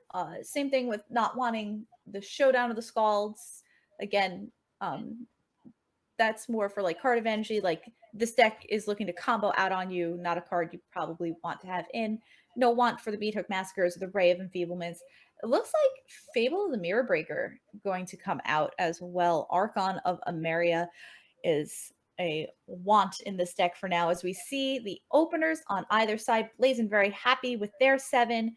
MightyLinguine looking at her 7. That's not a It's bad. not terrible. all the colors. Double blood ties harvester, so that's a good early clock. And go blank. So I'm pretty sure go blank is a snap keep. So And then I just want to point out that as far as what we're seeing on the board now, I believe we have MightyLinguine's board on the bottom now and Blazin's on the top, despite the names being a little bit backwards. yes, Just so people don't get confused. We are watching, yes, from the viewpoint of MightyLinguine as she plays out her Blood Tithe Harvester, which doesn't seem to be long for this world, as we see Dragonfire. It does leave behind a blood token, though, and that could be great if, you have 5 lands in hand later on. Oh, so. Absolutely. And we see MightyLinguine also drawing that Vanishing Verse, which is one of those spells I feel like she'll hold on to. It's a good thing to have to keep in your back pocket for a card like Goldspan Dragon. Or Lear. Whichever one yes. You could potentially get rid of at that time. Right? Whichever one decides to rear its head on this battlefield. We'll see what Blazin decides to do with this expressive iteration. Will they be able to get that good value off of it? And the answer is yes, as they play a pathway on blue. And speaking of value, we see a duress on the side of MightyLinguine. So able to double spell here, Harvester and Duress. Seems like a pretty decent turn 3 here. Probably exactly what MightyLinguine is looking to do. But looking at double Goldspan Dragon, you're like, all right. I mean, I feel like the choice here, you're either choosing between, okay, do I want one of my creatures to live, or do I want to take away what could potentially they could ramp into? Yeah, and it looks like MightyLinguine says, you know what? This creature's going to die. It was probably going to die anyway, eventually, somehow. Like, you're going to have to take your turn and a card to do this. And if Blazin plays a land out and the Dragon's Fire, it's going to make this go blank just that much better this next turn. So we'll see. As also Fable of the Mirror Breaker, also a great draw here. That again sets up for a double spell next turn after being able to cast something this turn. So would be able to have access to 5 mana to be able to Fable the Mirror Breaker and potentially Vanishing Verse one of the Goldspan Dragons that we're expecting from Blazin next turn. Whether or not it'll happen, we're not sure. Yep. But yep. Yeah, so it'll be curious to see if MightyLinguine decides to just hold this turn, to hold the Vanishing Verse, or to just go ahead and drop one of these 3 costs on the board. Yeah, I mean, Blazin will only be able to cast 1 Goldspan Dragon next turn. So again, the same play can happen next turn where it's just go blank into Vanishing Verse. And then MightyLinguine will also have a Fable the Mirror Breaker on chapter 2, which is pretty great to be able to, get through those chapters quick. The faster you get that Kiki Jiki token, the better off you are. As we see Prismari Command going to attempt to take care of that Blood Tithe Harvester, which it will, and making a treasure token for Blazin. So Blazin now with access to Goldspan Dragon, And but not playing a land first, which kind of screams Oh. like I'm missing my 5th land drop, which is great for Oh. MightyLinguine. Oh, yes, absolutely. Because that means that Blazin is going to be a lot more protective about using that treasure token that you just created. Yeah. And we see MightyLinguine happy to loot away this 5th land that she has in hand. We'll see discarding that land because that Goblin Shaman will another Vanishing Verse and an Archon of Emeria. And Oh boy. Archon. Oh no. I don't Oh know. no. See, that Shaman's going to make a token here, a treasure token every time it attacks. So still able to go blank and Vanishing Verse here. And that's got to be terrifying from the side of Blazin to be like, your opponent has 4 cards in hand and they're going, no, I'm just going to keep all of them. And just be like, oh God, Yep. what does she have? Yep. Oh, it's terrifying. I could like feel the chill up my spine. I was like, oh, you could discard if you wanted to. Your trigger on your chapter. So, yep. But it looks like that little goblin that could gonna get in here, followed up by a go blank. So this could be painful for Blazin. Ooh. As we know, there's a Yeah, it looks like Dragonfire. we don't have that many in hand. I believe it's 3, and I believe that Blazin is down to a single Goldspan Dragon in hand, and they may not know, but MightyLinguine has answers for both of them. So Shajiri Seltzer, actually one of the cards that was discarded. That was booped. Oof. So, and it's Goldspan Dragon and the other one card left in hand. MightyLinguine down to 12, which normally could be scary, but oh my goodness, another duress. Another duress. Oh, the hand hate continues. We'll see what MightyLinguine decides to do here, as there is a duress, a Vanishing Verse, and an Archon of Emeria in play. Has the Reflection of Kiki Jiki, not active yet, will be active starting next turn. Gonna take a look at the hand before deciding what to do with that duress, or not maybe. There is only one card in hand, and it wasn't a land because it was not played on Blazin's turn. So we can only assume that it is not a land. Could possibly be to be held for like an unexpected windfall or something like that, and just having Blazin rely on the treasure tokens to pad their mana. But It's true. See. It's true. That's what's always hard to know about anyone who plays with blue cards, right? They might just be keeping hands or cards in their hand just to bluff. Or they might actually have the spell that you don't want them to have, and it was the bluff. Oh. Yeah, I mean, holding that land, and like it keeps cards like Unexpected Windfall live. So knowing that, they're losing on the battlefield, they're down cards in hand. So they do need a little bit of help and a little bit of luck, and playing to your outs is the way to win. So there's a good play by Blazin, able to burn the MightyLinguine's duress instead of leaving up a card like Vanishing Verse. So playing out Archon of Emeria, and it'll be curious to see if this is going to end up being like a chump blocker, or if MightyLinguine even cares and it's just going to take 4 and go to 8. Yeah, I almost think that MightyLinguine is probably just more worried about something happening that like happened in game 1, right? Where they just need to draw 1 card that can help them get more cards, that can help them get more cards. And then like if they really just need 1 turn to really turn it around. So making it so that they can only play 1 card in a turn. Definitely smart. But it looks like that will be all from the side of Blazin, and they pass it back. Luminarch Aspirant, the draw here. It'll be interesting to see what MightyLinguine decides to do with that Reflection of Kiki Jiki. And only able to cast 1 spell here, but that also means can Vanishing Verse on the turn of Blazin. So can cast Luminarch Aspirant and copy that and put a bunch of counters on the flyer, or on just kind of divvy them up however she sees fit. Looks like Luminarch might be the choice. Maybe not. MightyLinguine messing with us here. So looks like ultimately all right, that will Luminarch be it the is. play. As Vanishing Burst is an option on Blazon's turn, while Luminarch Aspirant is not. So, and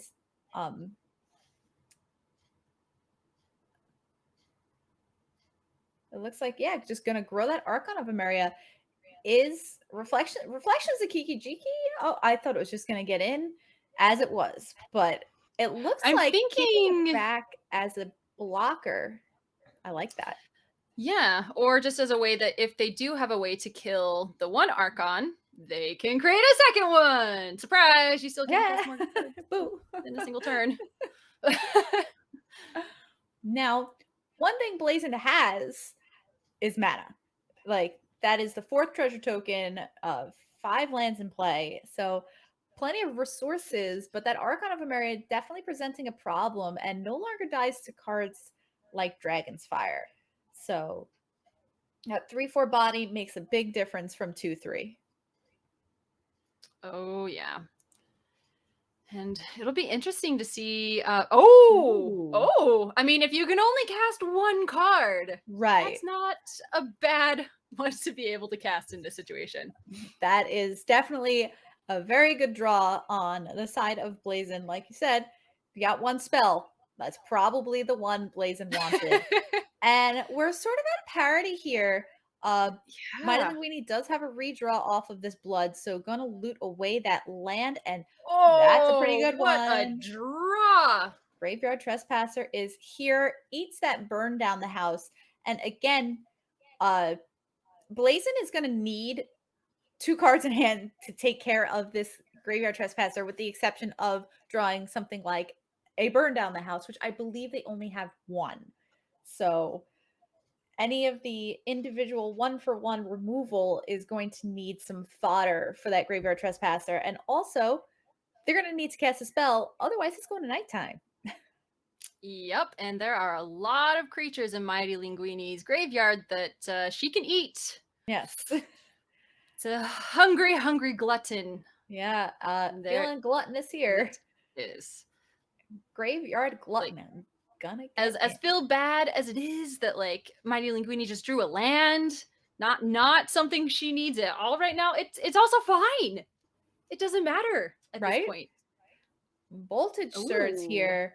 Ward, discard. Let's see what Blazon's discarding here. It's just a land. So a Voltage Surge, discarding a land, and I believe just 1 card left in hand on either side now. And again, we're just at parity. Blazon just saying go, and another land on the side of MightyLinguine. So I'm wondering if this is the same on either side, where they're just like, oh, land go. Oh, land go. And the funny thing is, like, none of these lands are being played. It's just cards kept in hand. Yeah, I mean, Blazon definitely needs the extra cards in hand for things like worrying about additional graveyard gluttons from the side of MightyLinguine or unexpected windfalls, humiliate. I feel it's good. You know, take a look, get to know what's going on, but it's definitely not as good when you don't have a creature. But yeah, there's not really follow-up for it. This isn't interesting. I mean, it's just a Spikefield Hazard and a Galvanic iteration. So the Hazard didn't really have a target, as did iteration, and then a land in hand. The iteration's still accessible from the graveyard. Humiliate does not exile any cards. It's just discard. So a pass on the turn back and a Wandering Emperor. Ooh. Now that's a card that can build a board presence. That is a card that could definitely pose some problems. What are your impressions on the Wandering Emperor as a card? It's fun. And honestly, it really just depends on the matchup. In some matchups, it's really good and it can be really difficult to remove. And in some, it's just like meh, whatever. It can easily be dealt with. But in this scenario, it not only can be flashed in, it can create little babies, it can boost the babies, it can exile cards. So, but As also, Oh, I see. Okay. yeah, Double spike-filled hazard.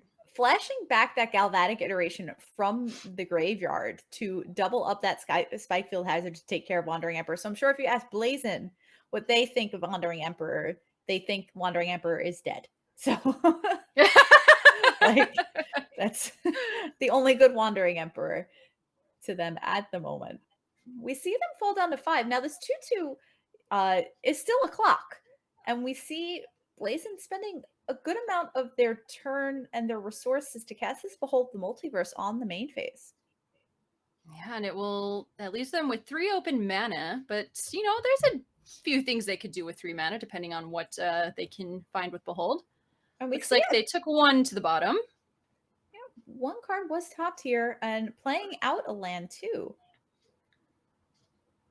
Another land.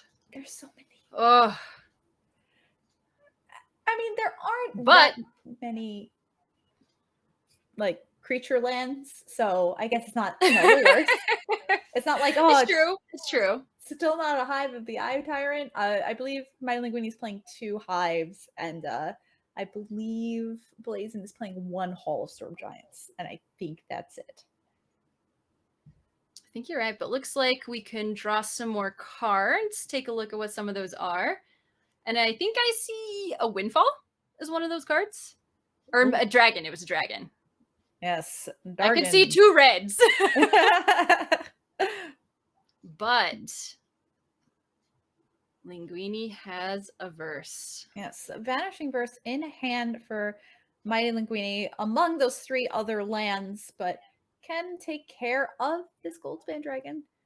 And we'll see if Blazin can fight over it, and if they are willing to fight over it. They're looking at something in their hand. They're considering it. Oh, they had a shelter. Oh, yes. My goodness. A Sejiri shelter in hand. So they are willing to fight for this Goldspan Dragon. MightyLinguine, though, at 9. Still going to get in. No, Blazin, maybe? Thinking about it? Considering it? Depending on what's in hand, I mean, maybe it doesn't matter. I do believe you are correct. There's still a 2/2 coming to their face. I believe there is an unexpected Windfall in hand as well. So okay. There it is. Yes, it is there. So the unexpected Windfall, discarding a land, drawing a couple of fresh new cards, seeing if there's anything else. Behold the Multiverse. So doing some digging here. Yeah, it seems like they're maybe trying to find a Show of Confidence. Ooh, a top. I was wondering, I think Blazin may have boarded out the Show of Confidence combo. All of them? I believe both. I think there were 2 in the main deck, and I think they both came out. So I think this is just like the good old honest Goldspan Dragon attack, where it's just like it's just a big old 4/4, and I can cast my unexpected Windfalls for free. So, I mean, falling down to 5 goes the MightyLinguine. Prismari command. Oh, there we go. Of that token. Oh my goodness. Oh, and a glutton. Oh my goodness. This is so close. Now it is daytime still, I believe. So this graveyard trespasser does come down as a trespasser, but can eat from the graveyard, gain a little bit of life, get that small cushion from a Goldspan Dragon attack. Although MightyLinguine already at 5, so. This is seriously neck and neck. This is so close. Every single draw matters at this point. I mean, it kind of matters throughout the game, but like it's extra important right here. Extra super important as we see this Goldspan Dragon MightyLinguine at 6. Unexpected Windfall still digging through that deck. Oh. It's a question of what is Blazin looking for at this point? A second Goldspan Dragon, perhaps? There's another unexpected Windfall. I believe they also shaved one of their Goldspan Dragons. So I believe 1 Goldspan Dragon and 2 Show of Confidence came out to kind of rely on the... I would think maybe a Leer. A Leer but would be helpful. But we see Blood Tithe Harvester come down. Now that... And we'll make a There's only 1 blood token. And now MightyLinguine drawing to any sort of like removal spell or anything. Ooh. Is that it? I Or just think attack so. with the Trespasser, get in, drain for 1. How many creatures are in Eat. these graveyards? Plenty. Yep. And the fact here that no. Blazon has to block. Has to block. That Trespasser. So at the very least, we know that Trespasser is going to the graveyard and the follow-up Trespasser here. So unless Blazon can keep this Trespasser from hitting the battlefield with something like a Saw It coming, MightyLinguine is going to take this one down. Does Blazon have it? They do not. MightyLinguine gonna take down one heck of a match. 2 games to 1 my over Blazon. goodness. So MightyLinguine on Mardu Go Blank mid-range, taking down Blazon on Jeskai Storm 2 games to 1. So MightyLinguine back on the top 8. We've got to talk again about, we were talking about Arya's championships. MightyLinguine has taken down the VML twice herself. That's true. So that's true. Looking good. But moving wow, on to top that 8. was... So we got a lot of crowns battling in top 8. That was quite a match. Well played by both sides. That was very intense. Yes. Blazon, great job this season. Excellent results. Top 16. So wonderful. Hoping to see you again next season. And best of luck to MightyLinguine in the top 8. And that brings us to our last match of the evening.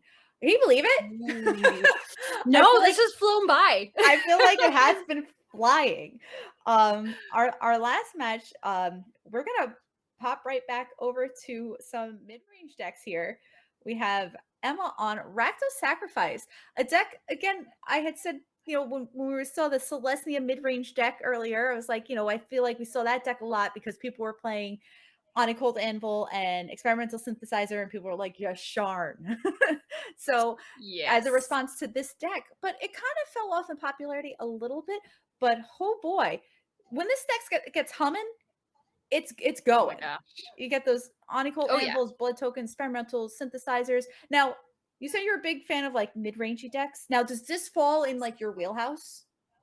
Oh yeah, absolutely. And I mean, I love sacrifice decks too, which this in a way is. So it's just so fun. You just get like all of the little pieces popping off, and like, I mean, it's not always like just like a lot of damage all at once. It's just like ping, ping, ping, ping, ping, ping, ping, ping, ping, ping, ping, here and there, and it all adds up. Reminiscent of like the Witch Oven, the Callahan familiar deck. A little bit. Love it. I kind of get that. Like, it's funny because it's actually a deck I've never played, and I just like assume at a certain, once I'm at like below 10 life, I'm like, I'm just probably dead. Because like I'm just like assuming, I'm like, I know that they can like sack things with their anvil, and then if they sack things while they have an anvil, they get something else. So I just kind of let my opponent like goldfish and just hope I don't die. Usually doesn't work out. But we see this is another, Meat Hook Massacre deck, another deck being able to play powerful cards besides the synergistic ones like Nicole Anvil and Experimental Synthesizer. We see powerful cards in Fable of the Mirror Breaker, Lolth, and Sorin the Mirthless. So yeah, I really like the additions of the Planeswalkers to this mesh of chaos that is here. Yes, it's definitely it can be a very powerful deck, more than the sum of its parts for sure. So we'll see if Emma is able to get this engine revving in this next matchup as we take a look at her opponent, Mythic Mikaela. Mythic Mikaela on Orzhov midrange. So we're coming back full circle. We started with an Orzhov deck. We're ending with an Orzhov deck. And like I said, I know queen of midrange here. So take me through. What do you think about like I love it. having these Archon of Emerias in the main and Silver Quill Silencer? What is your feeling on that card? Both of those cards are going to be huge in this matchup. I mean, if you can get the Archon out, that will hurt the Rakdos deck a lot here, because they rely on being able to play a lot of very small things in a single turn. And then the Silencers, especially if you can call out like the Oni called Anvils or just other things that are going to be there, and they just get life taxed every time that they play them, it can be huge. Definitely looking and it's a 3-2 on the board, Oh yeah, I mean, besides that, it's just like it's a body, like it's something you gotta like answer, take care of, or you're gonna die. So yep. So it's interesting matchup because honestly, it can go either way just depending on how the draws go. So it's not necessarily overly favored for one deck or the other. Yeah, I mean, I cannot wait to see. This is the mid-range matchup of the night. We have Emma on Woo! Rakdos Sacrifice and Mythic Mikaela on Orzhov mid-range. We're going to be watching from the side of Emma, our Rakdos Sacrifice player, and on the top will be Mythic Mikaela on the Orzhov mid-range deck. So definitely some interesting openers here. We see a Yes. Mulligan to 6 on Emma's, and I see triple Wandering Emperor, a poker hand for Mythic Mikaela. Yeah, and is that a humiliate that she just drew? Okay, yeah. I believe That's so. all right. But there is an Nicole Anvil in Emma's opening hand, which is absolutely one of the cards that they want to have in their opening hand. Yes, and we see Mythic Mikaela happily discarding one of the 3 Wandering Emperors to Virus Speeder, which I feel like might be a little confusing on the side of Emma and being like, isn't that one of the good cards in your deck? Like, I mean, on. that would be a sign to Emma that either one, they don't have a lot of lands and they want to keep their lands in hand, or 2, they have multiple emperors in hand. Right. And we see actually Mythic Mikaela playing that Meat Hook Massacre out on 1, having a fistful of 4 drops here without a 4th land quite yet. So going to be hoping for that 4th land. But Emma has a 4th land and they throw out their Harvester. Yep. Harvester is out there and going, and that's not quite. It's like sort of. It's like a 1/3 and a half land. I'm not sure. The Hogger Mauling will be played as a land, although I'm sure Mythic Mikaela wishes they could have killed that Blood Tithe Harvester with it instead. But going to have to settle with playing a land, being able to cast either Legion Angel, Wandering Emperor, or Edgar starting next turn. But Emma's going to get those wheels starting going here, playing out Experimental Synthesizer and a land. Yeah, Mikaela has a lot of options here. Definitely holding and saving for the Emperor to do something on Emma's turn is always a good option. Getting the Legion Angel train started isn't a bad option, but also throwing Edgar out there because even if Edgar is killed, he just turns into an enchantment, Right. where he creates vampires with Makes lifelink. Make a bunch of different vampires, and that's definitely something Mythic Mikaela is probably going to focus on, is keeping life total high. So but it looks like she's going to opt to go with the second copy of Wandering Emperor, Emma, with a voltage surge at the ready, so depending on what Mythic Mikaela decides to do. Yeah, looks like we're gonna see an exile and a destruction of a second Wandering Emperor. Since the first one is in the graveyard. Mythic Mikaela will gain that 2 life, so gonna get the value. Mythic Mikaela knowing about the voltage surge in Emma's hands, so didn't try to do anything fancy and make a samurai or anything like that. Just going to take the 1-for-1 Wandering Emperor. Answer that, and Edgar Charm Groom going to come down here. Like you said, quite a blocker. Good way to gum up this battlefield. Yeah, and I'm trying to think if there was anything in Emma's board that can really actually get rid of Edgar permanently. Right, and we see Edgar is only a one sure of there is in Mikaela's list. But as far as being able to exile Edgar, I think there are not many ways that can happen. As things like go blank, yeah, as sorcery speed, so you can't really do that. Right. So yeah, it looks like once Edgar hits the battlefield, it's very difficult to get rid of. Oh yeah, and it's always the dilemma of, do I kill him because he's a giant blocker and attacker on the board, or do I deal with the vampire babies that he creates? It's still not a great situation to have to be in. Right. It looks like Emma has a check for traps in the sideboard that can technically take and exile Edgar from hands, but I think that's about it. And no way to really kill artifacts either. An Meat Massacre. That's a card. It's definitely an interesting card though. Like you said, you kill Edgar. You know, Mikaela's just gonna get a flood of 1/1s. And then And they then become Aggro will 2/2s be when back Aggro comes again. back. And then Aggro just comes back. Looking like Emma wants to go even for the short-term answer here, and will trade the Blood Tithe Harvester, sacking that to give Edgar -4/-4 till end of turn. So Edgar Markov's coffin has entered the battlefield. Hive of the Eye Tyrant getting in, gonna eat one of those Legion Angels. So Mythic Mikaela will take 5 here. Emma's still at 16, and Edgar gonna start making those vampires. So the first 1/1 lifelinker out on the battlefield. Mythic Mikaela has a full grip of very formidable threats in a Mary's Call, Wandering Emperor, and Legion Angel. Oh yeah. Oh yeah. And it looks like the angel train is going to keep on trucking, chewing, chugging, rolling, chugging. choo choo. I knew that. There's words that are proper to describe it. I kind of like trucking though. I like the idea that the angels keep on trucking. So I'm here for that. But a synthesizer finding another land and a virus beetle. That's a really interesting card to see in this deck. I didn't notice that at first. Yeah, it works well with cards that are looking for artifacts like the Onycult Anvil, and just as a simple discard or fodder for cards like Deadly Dispute.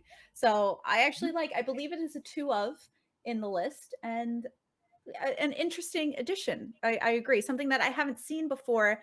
I saw Emma's list. So, but I like it. I like it. It's definitely a worthy addition, I think, being an artifact discard outlet and like sacrifice fodder. So absolutely. And I mean, choosing which card to discard there wasn't necessarily easy. No, it was not. 3 formidable threats, things like Arya's Call, to be able to swing in without fear and to make those big 4/4 flyers, which is something that this Rakdos deck does struggle with. But we see a Meat Hook Massacre, and Emma decides it's about time to make it come on down, taking care of that Legion Angel and the token. So Meat Hook Massacres. We're dealing with the lots of meat stack hooks now. on the board. We're dealing with the stack. And honestly, like when you have the double Meat Hook Massacre on the board, like the stack becomes so important of who's going to take that damage first and who will gain life first.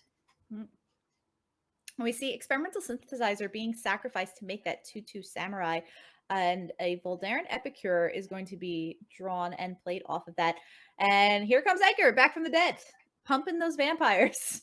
Cannot get rid of him. Yep.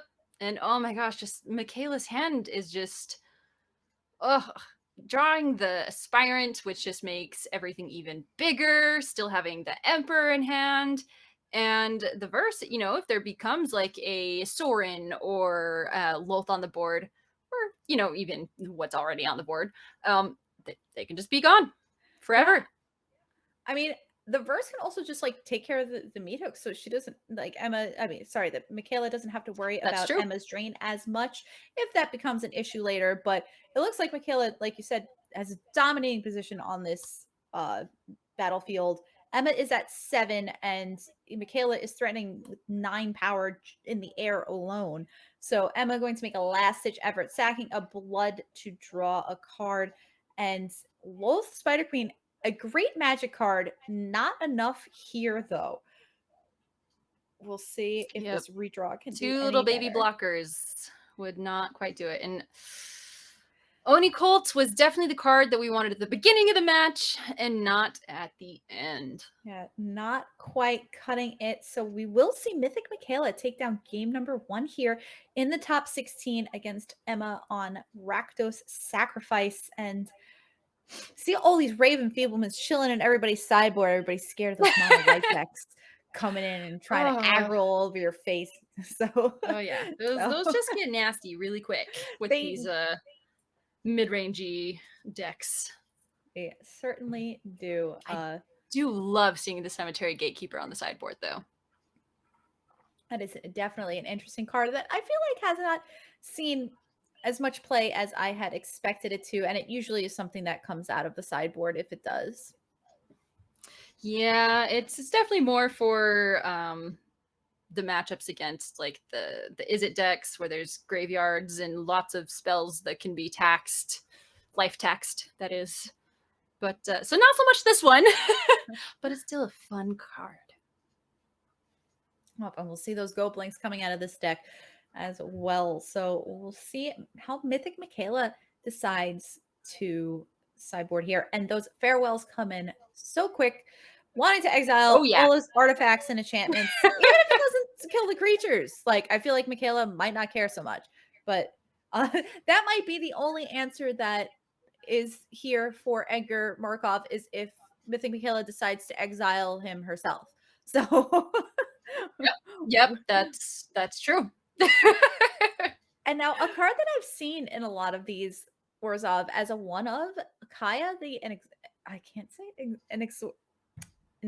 Inexorable. inexorable. I adore you. Thank you. I'm gonna fall all over my words. It's a big word. It is a big word, and it has too many vowels, I guess, and consonants. What's that other giant word that came out? The triskaidekaphobia or whatever it is? Gosh, yeah, forget that. The 13 card. Yes.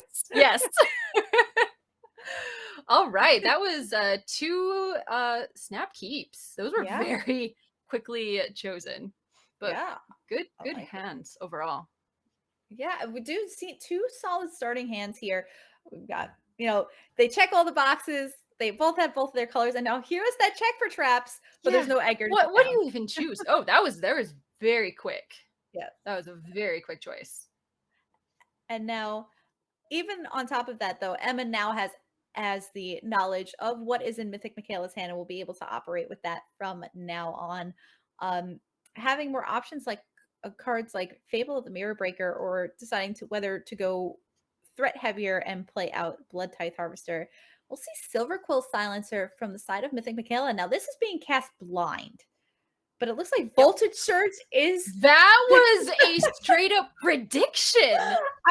That is not the first time this happened tonight either. I think that they really do see the future. I think that's a prerequisite for like making top 16 in the VML, is you need to be able to see the future. Well, I mean, I feel like wanting to choose the card that would be able to just destroy that particular character is a pretty decent card to choose. Yeah. But wow.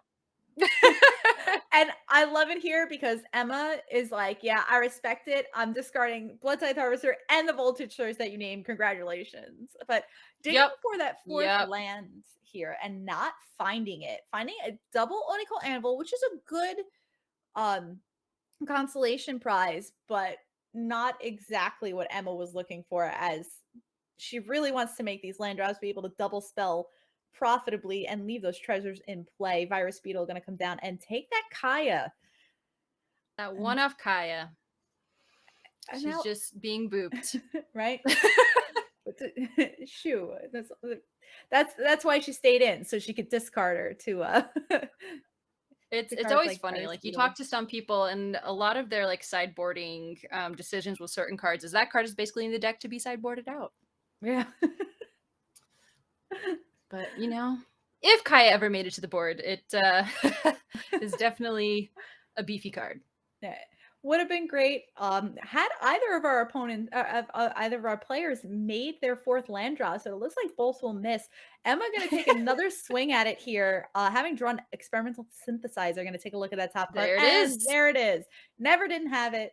Out comes the Swamp. So able to either cast a second Nicole Anvil here, or keep up a Deadly Dispute.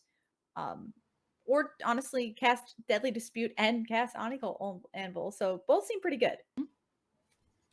Ooh. This looks like we're going to try to get rid of the Treasure Maker. And we're just going to dispute it. Creating another treasure token. I like it. I like it. But yeah, I definitely want to try to get that artifact destruction in on Emma's turn so that she can actually get that 1/1 token.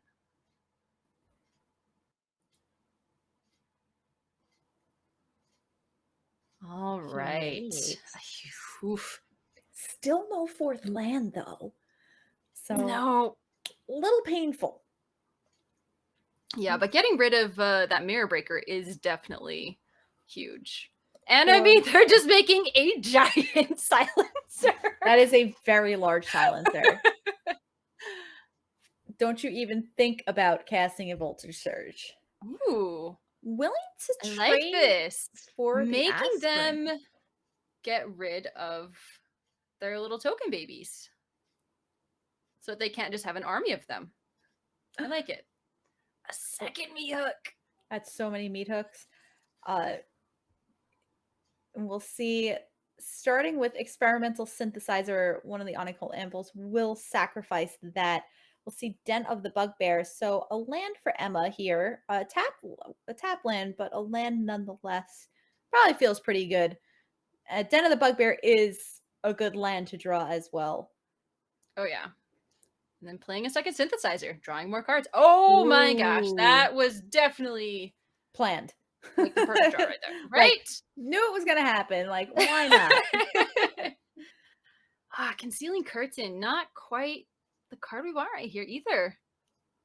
So well played. And that's the thing. It's like, when we're in the top 16 now, like, this is super high level competitive Magic, and just watching these players, and it's just like, they play to their outs and they get rewarded.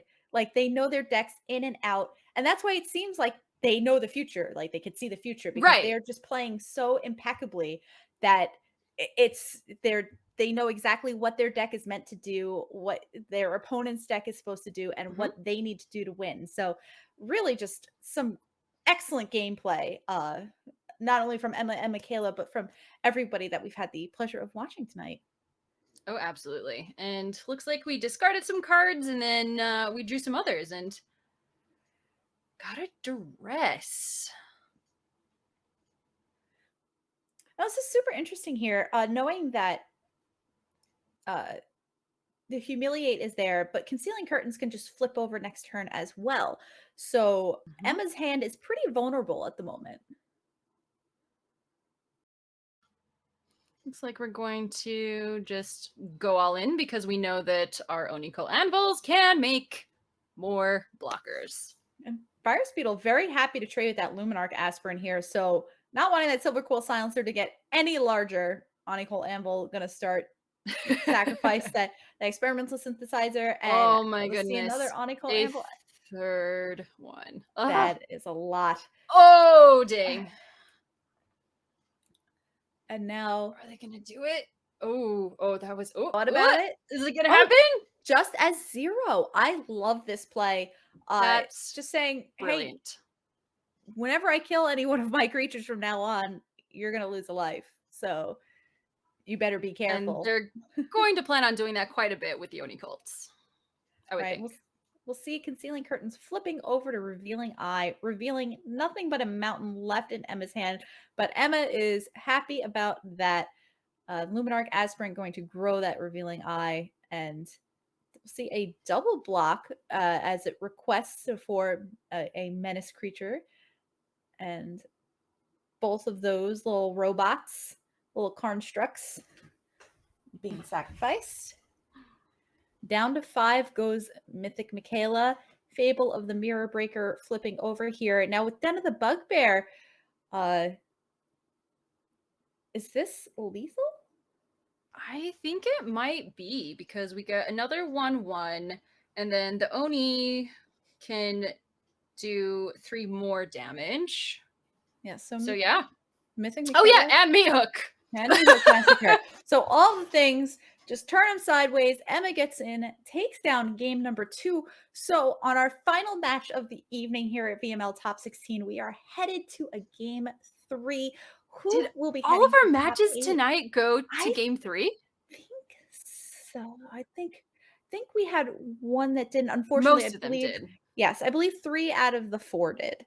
So been quite a night for Magic matches, I'll tell you that. And these players, knowing that everything is on the line here, it's win or go home at this point. You win, you go on to top 8.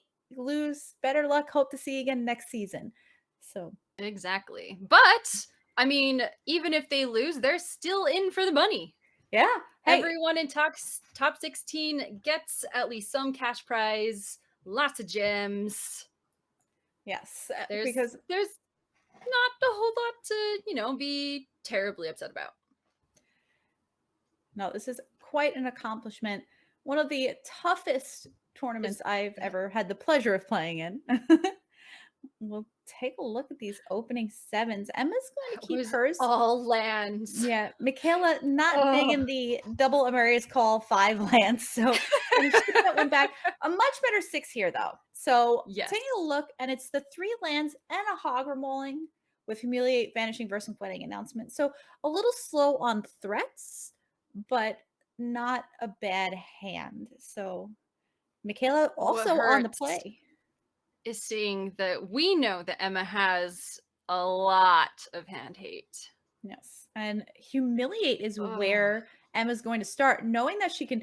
Now, if you're Mikaela, you're almost like bracing for this next duress because you're like, well, if she took the Humiliate, I know something else is going to follow this up. And a second duress taking care of that wedding announcement. But hey, We just the top decked Thoughtseize one. bug. Fine. Didn't I just take that card? I thought I clicked wedding announcement. Maybe I didn't. I don't know. Oh, and did we miss a land drop? Oh no. It looks like Emma has missed her 3rd land drop. It's a battle of resources here. Mikaela being able to play a 4th land, the wedding announcement getting closer to flipping over, and Nicole Anvil the draw here, which is not bad with the Virus Beetle, but it's not the best. And No. we'll see a Vanishing Verse on the Virus Beetle. I can't imagine that's a play made too often. No. Oh, that hurts, especially because now they couldn't have Deadly Disputed to potentially draw more lands or get that treasure token. Right, and we see Luminarch Aspirant coming down, ready to pump some of these vampire tokens from the wedding announcement. And the question is Mikaela going to get in with 2? And it looks like she will. She's going to value drawing these cards rather than making more tokens, pump the team. So Emma's down to 17 and draws the 3rd land here. But we got a land! Has some answers as far as removal in Voltage Surge, Ray of Enfeeblement, but cannot cast a Beathook Massacre as she is lacking double black at the moment. But and no creatures on the board to be able to cast Deadly Dispute to potentially get a treasure token to give that 2nd black. Yeah, that is. Oh wait, no, they could sack the anvil. Yes, sacking the anvil is definitely an option though, and Emma's got to stay in this game. Able to Ray of Enfeeblement the 3/3, so going to take 2 off of the other vampire, and the Angel Train is back. So first Legion Angel onto the battlefield. Experimental Synthesizer is going to come down. Emma is at 15. Meathook Massacre is the hit. Not exactly what she wanted to see. Deadly Dispute to sack the Synthesizer feels pretty good. Take another shot at the land. Yes, absolutely. Multiple draws to potentially find that land. And there it is. There it is. Making the 4th land, and also hitting a check for traps off of the Experimental Synthesizer exile. Debating on whether to cast it or not now, though. It seems like ooh. It looks like they go for it. Looks like ultimately she will. Knowing that 2nd Legion Angel is in hand and having to deal with another 5/4 is a big deal, but even more threatening is that Wandering Emperor. Ooh, a Silencer. The question is, if Mikaela plays that, what will they choose? Yes. We'll see Mikaela moving to combat first. Gonna just get in with the team. This is an attack for 7. And Emma's just going to take it all, dropping down to 8. So the 2nd Legion Angel going to come down, grabbing a friend, putting them in hand. And Emma's got to do something good here. So a go blank going after the hand and the graveyard. Voltage Surge can sacrifice an artifact. They making get another one. making another 1-1. But this is close. Yeah. Oh, and it's a land and an untapped land for Mythic Mikaela. So that brings that Hive of the Eye Tyrant, the Menace Attacker, to life as a 4/4. And that is just a little too much. The 1/1 cannot get in front of that 4/4. The 5/4 is flying and can only Although jump in we front of that can 2. Yeah, we can gain 1 life, but there's still 9 on the board. Yes, so that is Wow. Xaxes and Mythic Mikaela going to take down that match 2-1 over Emma on Rakdos Sacrifice. Wow. That was intense. That was insane. Those were some crazy matches. That Oh, was yeah. well played on both sides. Again, Emma did a great job piloting that Rakdos Sacrifice deck. It may seem like, like it's those little synergistic decks that are actually very difficult to pilot. And when every point matters, like that's something you got to be really well versed in decks like that to be able to pilot it well. Yeah, and she did a phenomenal job. Yes, absolutely. Choosing which things you might sack or might not sack and when you're going to sack them, it can make a huge difference down the road, for sure. For sure. Well, we got to send 4 players to the top 8 tonight, and we will be finding out this weekend what other 4 players will be joining them. And speaking of joining them, I hope you all come back and join us next week for our top 8. We'll be playing through. We'll have our top 8. We'll be featuring 1 match from the top 8, both top 4 matches, and our finals live here, twitch.tv/VMLMTG. You're going to want to be here. So excited. It's going to be amazing. It's going to be awesome. I cannot wait. If I am not here, I will certainly be in chat watching and cheering. And oh, for sure. But a big thank you to Wizards of the Coast, our main sponsor, for making this season possible and for being awesome, for all of their support throughout everything.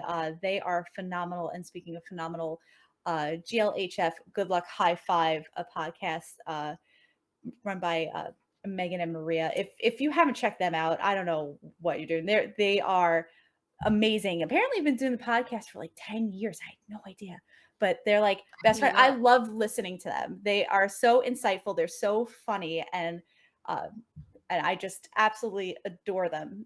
We had both of them on earlier in the season, so wonderful people. Like listening to them. Check them out. Make sure you do. Make sure you're following us here. Twitch.tv/VMLMTG. Follow us on Twitter @VMLMTG and on YouTube @VMLMTG. Want to take a second to thank Wizards again, our admin team, our casting team behind the scenes that works so hard. All of our players, everybody for getting their videos in and everything every week, phenomenal. All of you awesome viewers there at home supporting us. And a huge thank you to my special guest co-host tonight, Zabracus, who stepped in, and was amazing. Where can we find you on the interwebs? Because I know you do all this amazing stuff besides like playing the VML. I actually am in awe of the picture you sent in for the VML for this season, the headshot. I don't even remember what it was Olivia. Presented. Oh, it's a cosplay. Okay, yeah. Zabracus is she's an amazing Magic player, but your cosplays absolutely just blow my mind. Thank you. Thank you. You're sweet. and puppy mom extraordinaire. Oh, there she is as Wandering Emperor. I was like, yes, I am a Wandering Emperor. I was almost a Wandering Emperor earlier. It's fine. But yeah, I am on pretty much every social media out there as Zabracus, Zabracus. I do streams on Whatnot, streams on Twitch. I make cosplays. I play Magic. Yeah, I do a lot of things. I have a cute puppy. Places. Oh yes, who you probably heard him bark at one point during the stream. He was being very sassy tonight, so I apologize for that. But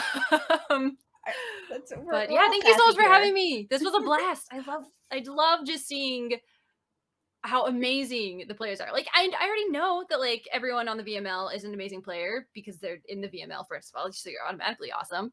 But then like really getting to see the games and seeing the skill that goes behind them is just amazing. Yes, I love and it. it has been amazing having you here. So thank you so much. And one last big thank you to our amazing producer, Phoebe, who always Yes. works her behind the scenes, just is an amazing person, so hardworking, and holds this whole stream together.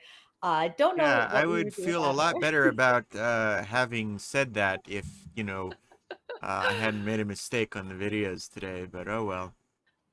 I'm pretty sure there's no mistakes, there's happy accidents, and I I think wasn't happy about this accident, Nicole. I This was this was a happy. problem. Everything turns out fine and it's If wonderful. yes, And Okay, we're all Phoebe happy. if Phoebe Zabracus keeps says us on so, our that's toes. fine.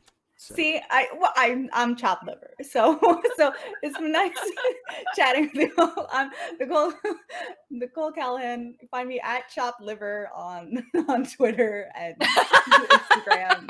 And I wonder if that tag is taken. It probably is. Probably. Probably. Probably. I see. I can't. I'm not even good enough for that. So, but really, we hope to catch you all here next week. Thank you for all your love and support. Have a wonderful night. We'll see you all soon. Bye.